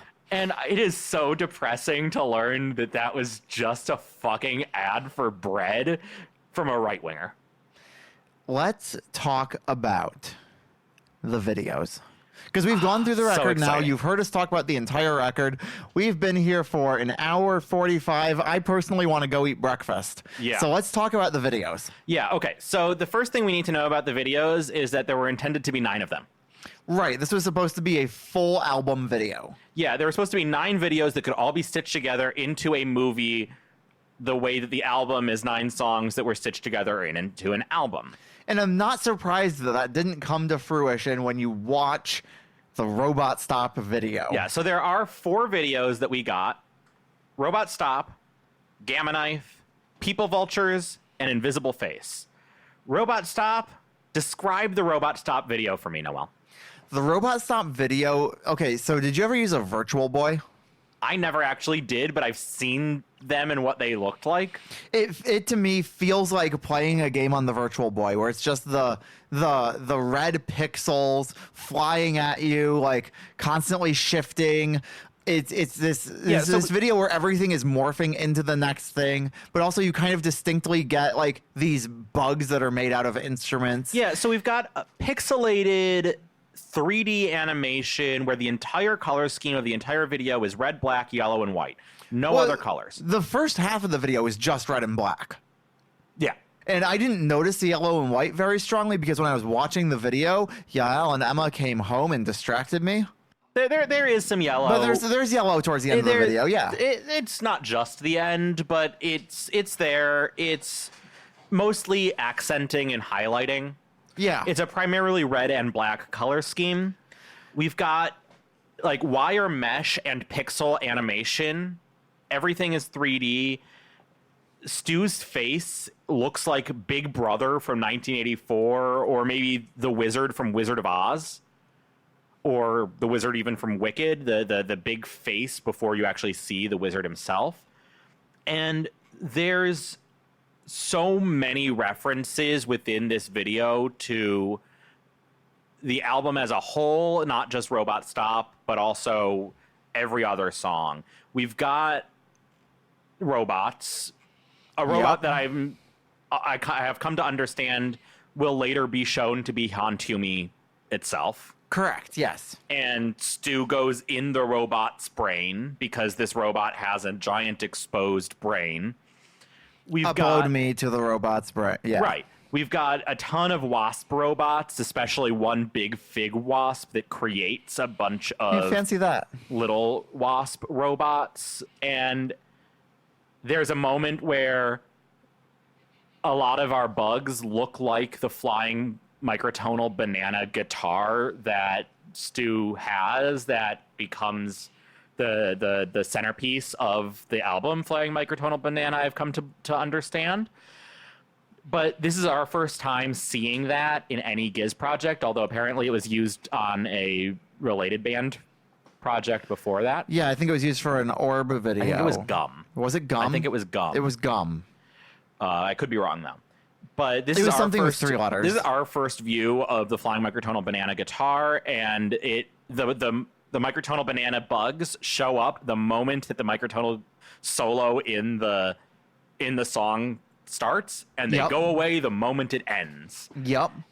Galea mentioned that this video was largely influenced by H.R. Geiger, who you may know from Alien, Okay. as well as Heavy Metal Magazine and Transformers the movie. And Hell yeah. you definitely see the Transformers influence in there. Oh, absolutely. This is a video that is obsessed with like cool little robots doing cool little things. Yeah, and we've got a bunch of different little robot bugs and various other robot entities. Some of them kind of look to me like they have the buttons of a controller, Oh yeah. like a video game controller on their backs. There's eggs with the Nonagon Infinity symbol that creep in, and that we see also used later on in the Gamma Knife and People Vultures and Right. Invisible Face. Actually, all of the other videos as well have Right. the egg with the Nonagon symbol on it. So everything just ties in with everything else. That's the key about this video. I promise you, the way that we're describing the video is not doing it justice. You have to see it. Have You just to see these videos. If you've never seen the Robot Stop video, especially, you must. Stop It's- what you're doing. Stop listening to us. Watch the video. It's one of the best music videos I've ever seen. It's I would legitimately say that good. This is 1A and 1B with the river Sure. as far as Gizzard music videos have gone. Oh, sure. But I'm not just talking about Gizzard music videos. I know. I mean, I know. I just also really love the River music video. I think that it's that's fair. awesome. And I think that one of the things that's so wonderful about both of those videos is that both of those videos are explorations of the entire album through the video for a single song. right. And yes. that's what amazed me so much about The River is the depths of the ways that it referenced everything from the album, from the other songs, and Robot Stop music video does that as well. Let's talk about the next one. Gamma Knife. Gamma Knife. So we've got a little bit of we've got our title card still in the red, yellow Robot Stop font and visual language, but then we dissolve into just live action. We've got yeah, let's talk about that. the members of the band all in different colored robes with their faces painted in different colors. Largely primary colors. The And colors primary and secondary colors. The colors apparently are references to that original unused Nonagon Infinity cover with the 9 circles for all of the individual songs. Right. That all of those circles have a slightly different color as their background. Apparently, those are the colors being used for the members of the band, tying the members of the band into the idea of each representing a track on the album. But Yael, you say, there are only 7 members of the band, and there are 9 songs, and everything's about the number 9. Well, dear listener, I thought about this too. The members of the band are all standing in a circle in a little pit in some grass. Correct. And the camera is situated in the middle of the circle, and it pans, it turns around to see each of the members of the band, and later in the song in particular, it goes quite fast around looking at everybody in the band. And humans are really bad at counting past 3 or 4. They're like drummers that way. Humans Yeah. are like drummers. Yeah. And what that means is that we can't easily see a medium to large set of objects and quickly count them unless we're like actively counting 1, 2, 3, 4. Or, we can't just or unless see... we're Abed and there's a bunch of bagels on the ground. Right. So when you've got a camera spinning one at a time on 7 people, it may as well be 9 people. You can't tell the difference. You really can't. You really can't tell the difference. And they're very, I think, intentional about making sure that it feels like it might be that they're standing in a nonagon. It feels like it might be that Yeah. each of them represents an individual song. And you don't think until after the video is over, wait, there are only 7 of them. Right. Did you... My favorite thing about this video is that when they're doing that little segment where they're just rotating around the circle and they're spinning the camera, in order to achieve that, they had to have the director holding the camera and spinning it, obviously. And or then everybody the else, cinematographer, and then the rest of the crew behind the camera running in a circle so that they were out of shot the entire time. yeah, because it turns out that you can't just have a guy in the middle with the camera. You do need an entire crew to make these videos. Especially at this level where we started doing the videos that feel a little bit more like 90s children's television. Right. So I can just imagine watching this Wait, when was Power Rangers? before this. Sure. But like this is obviously drawing from Power Rangers and He-Man, and I just said 90s, but I don't know that it's 90s. It's drawing from like the Japanese versions, like the Ultraman and the other Sure. stuff that I don't know. Sure. So we're thinking like 80s, 90s. Yeah. Yeah, it's cool. It's real cool. We see other robe-clad figures, generally older men, also with their faces painted, looking kind of scraggly, popping out of the woods to join them. And they're the ones that in the video get the parts that just are Gamma. Yeah. Gamma. Yeah, the wizards. Yeah. Then the members of the band all take daggers and stab them one by one into the ground. From all those daggers, we get the Nonagon symbol. Again, how they're doing this, where it works with 7 people doing a thing with 9 sides, and they show you the thing with 9 sides. But it works. But it works with some clever camera work. And we get the Nonagon symbol forming on the grass between all of the band members. And the camera spins around super fast, and then everybody falls over as though dead. Yep. And in the middle of the circle, in the middle of the Nonagon, is standing a giant Egg. with the Nonagon Infinity symbol etched into the side. And then we go into the video for People Vultures. And People Vultures has an interesting video. Yeah, I will say, first, the daggers going into the ground is during Cavs' drum solo, which is a great choice. Yeah. Great choice. Yeah. Yeah, People Vulture. People Vultures is noted largely by this giant cardboard puppet that they made of a vulture that I believe they said turned out to be something like 20 feet high. Yeah, and not only do they have all 7 members of the band inside this giant vulture and playing their instruments from within this vulture, they also needed several other crew members to operate this vulture puppetry. Yeah, I've got a quote about that where Stu replied, Stu talking about the video goes, "What a crazy day. 18 hours in a mammoth 20-foot avian Frankenstein monster made of cardboard, pine, and latex. 13 people inside the beast at any one time. 7 gizzards, 1 stabilizing my head, 2 puppeteering the wings, and 3 to push our friend along the rocky terrain. I think I permanently injured my spine wearing that awkward, bulky, burdensome head on a backpack, and every night since I've had nightmares about that claustrophobic cavity. Everyone is severely traumatized by the ordeal. Yeah. Joe has been left mentally scarred, and Ambrose sadly passed away. We buried him at the Yu-Yangs. I love that you R.I.P. my friend. I love that you cannot trust a single word that any member of this band says in an interview or in like a Reddit AMA. We're always left guessing. Yeah, because they're more interested in being entertaining than being honest. Right. And so we've got 13 people in this bird, 7 of whom are the members of the band still somehow playing their instruments while all wearing the same fucking bird costume. Stu in the beak, just like in the beak of the and you can see him. And that bird is fucking massive. Like, I know we said it's 20 feet, but it is 20 feet. Yeah, and that's 2 fucking stories. Yeah, I was gonna say, like, you have to take a second and like reckon with how tall that is, because it's taller than you initially think it is. It's so big. And so the People Vultures video starts off exactly where the Gamma Knife video left off, with the egg before the title card and cutting to the actual the vulture puppet.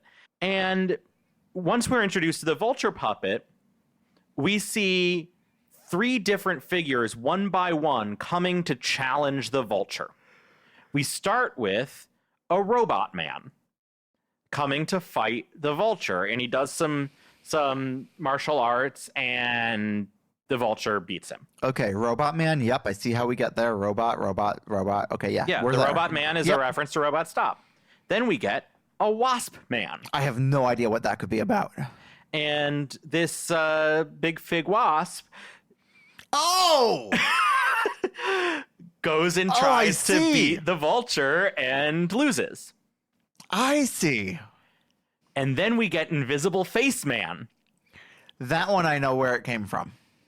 Because obviously the Invisible Man was an influential... Yeah, an influential book. I'm not sure whether they were referencing the Cormac McCarthy or the H.G. Wells, but... But either way, this is definitely referencing that and not the song Invisible Face. Right. And so Invisible Face Man does actually manage to fight the Vulture, to beat the Vulture. Wait, does he?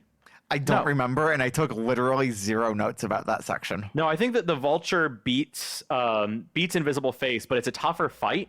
And unlike the other two, where it's all martial arts, Invisible Face himself does have like some sort of beam attack, because the Vulture has eye lasers and sonic breath and shit like that. We don't have to say that. People already know that. Like, obviously the Vulture has eye lasers. Obviously, the Vulture has eye lasers. But no, it must be the case that the Vulture beats Invisible Face Man as well, because when Invisible Face Man is defeated, Stu wins his own guitar. The prize is Stu's guitar. Right. And it floats up towards the Vulture and into the beak, where Stu reaches out from the beak and grabs the guitar, and now the Vulture has half a guitar sticking out as Stu plays it for the outro of the song. It's so weird. It's pure artistry. It looks low budget, but there's no way it's had a low budget. Yeah, no, like they clearly put in a lot of work here. Yeah, but they're very clearly going for low budget, like 80s, 90s children's television. And it works. It absolutely works. Yeah. And those are actually the only 3 videos that anybody thought that they had actually completed. Yeah. Because it was a year later, over a year after the album was released. In between 2 other album cycles. Late enough that on my spreadsheet where I have all of the music videos listed, it is very, very easy to accidentally think there are only 3 music videos, because there are other music videos that they released for other albums in between. Nobody thought we were getting this, but over a year later, there was an Invisible Face music video. Let's talk about that. I foolishly didn't take any notes on the Invisible Face video. That was a mistake. That was a mistake. So, in the Invisible Face music video, we start out with a cartoon. Yes, really cool animation, actually. Yeah, and we have the members of the band all in the same robes that they were in Gamma Knife, but, animated.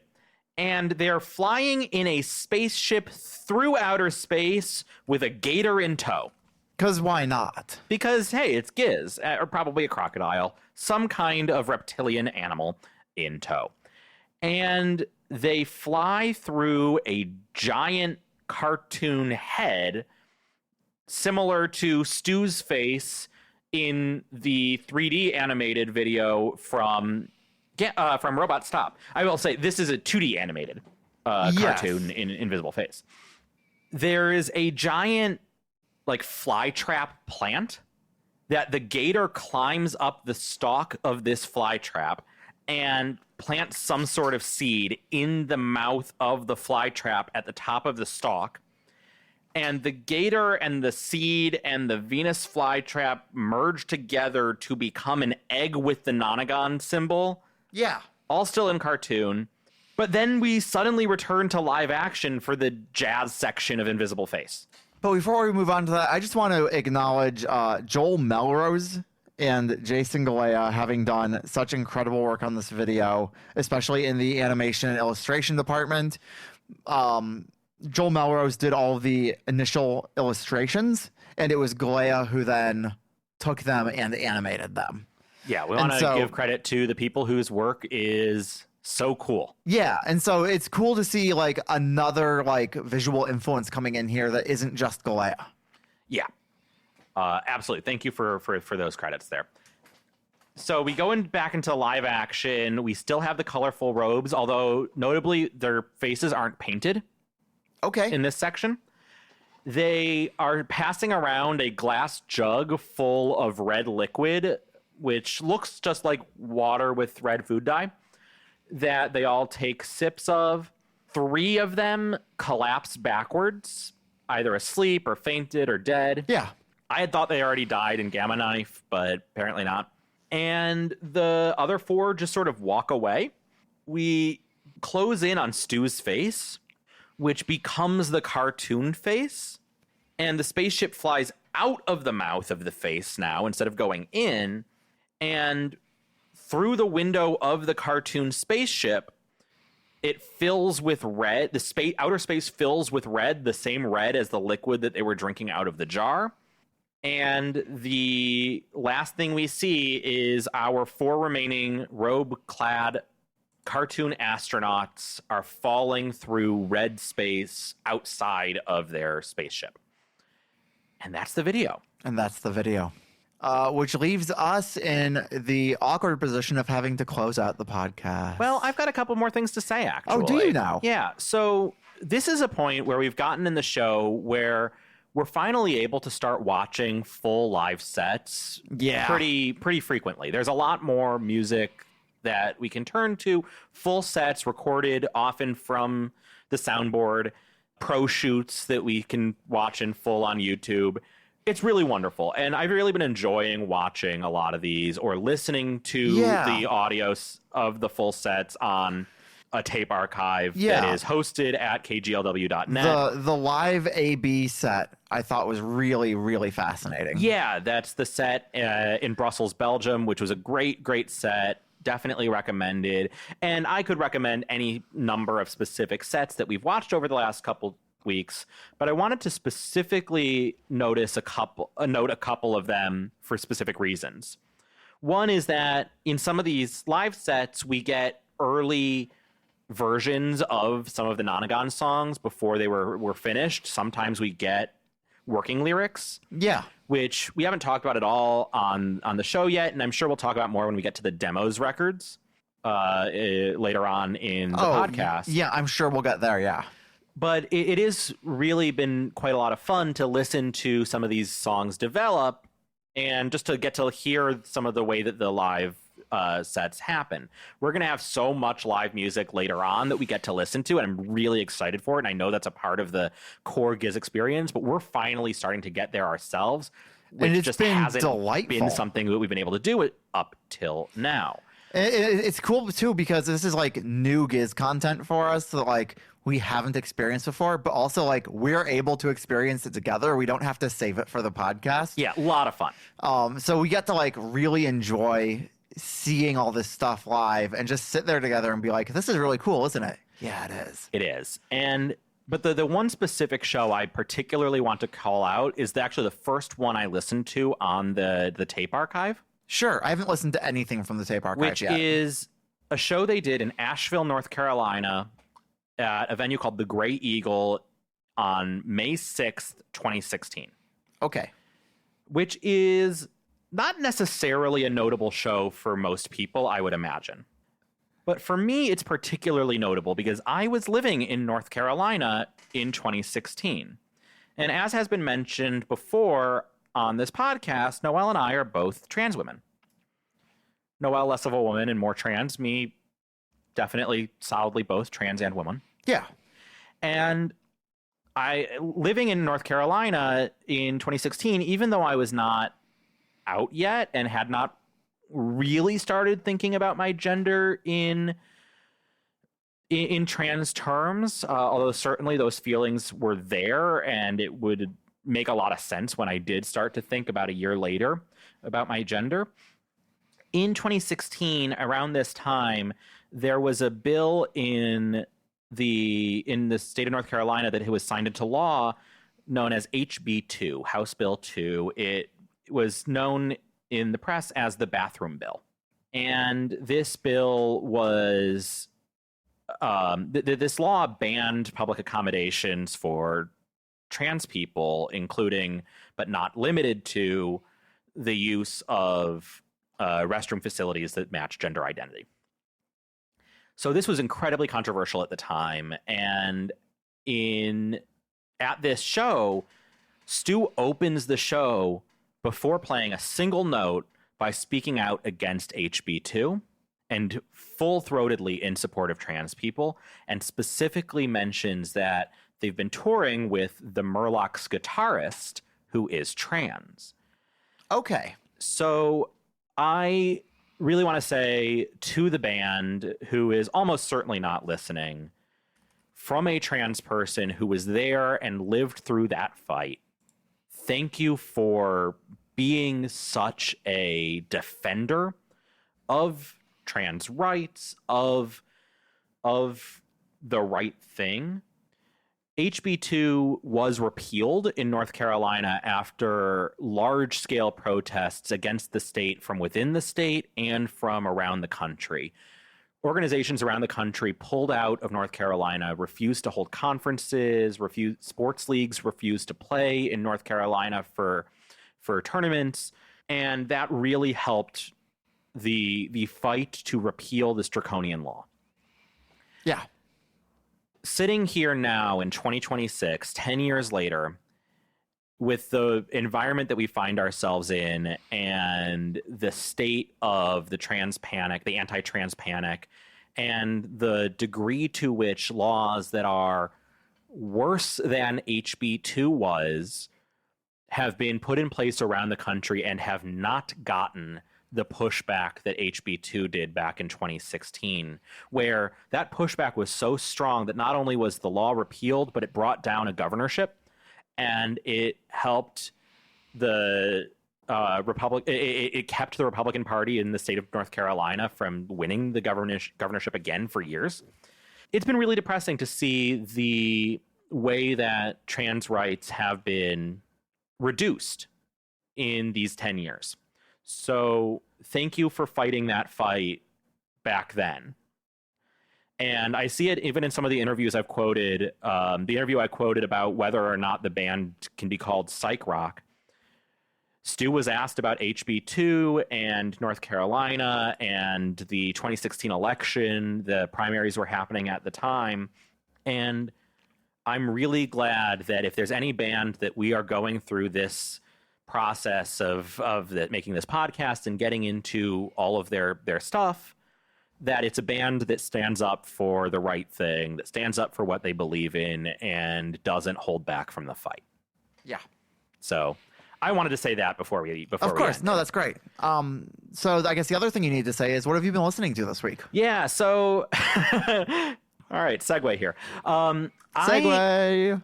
I have made it known on this show before that I'm not a big metal person. You're not. Really am not a big metal person, but partially because I know we are going to have some metal records in Infest the Rat's Nest and Petrodragonic quite a bit later on in the course of this podcast, in the course of this project. And mostly because a lot of my friends really love metal, and I don't like not liking things.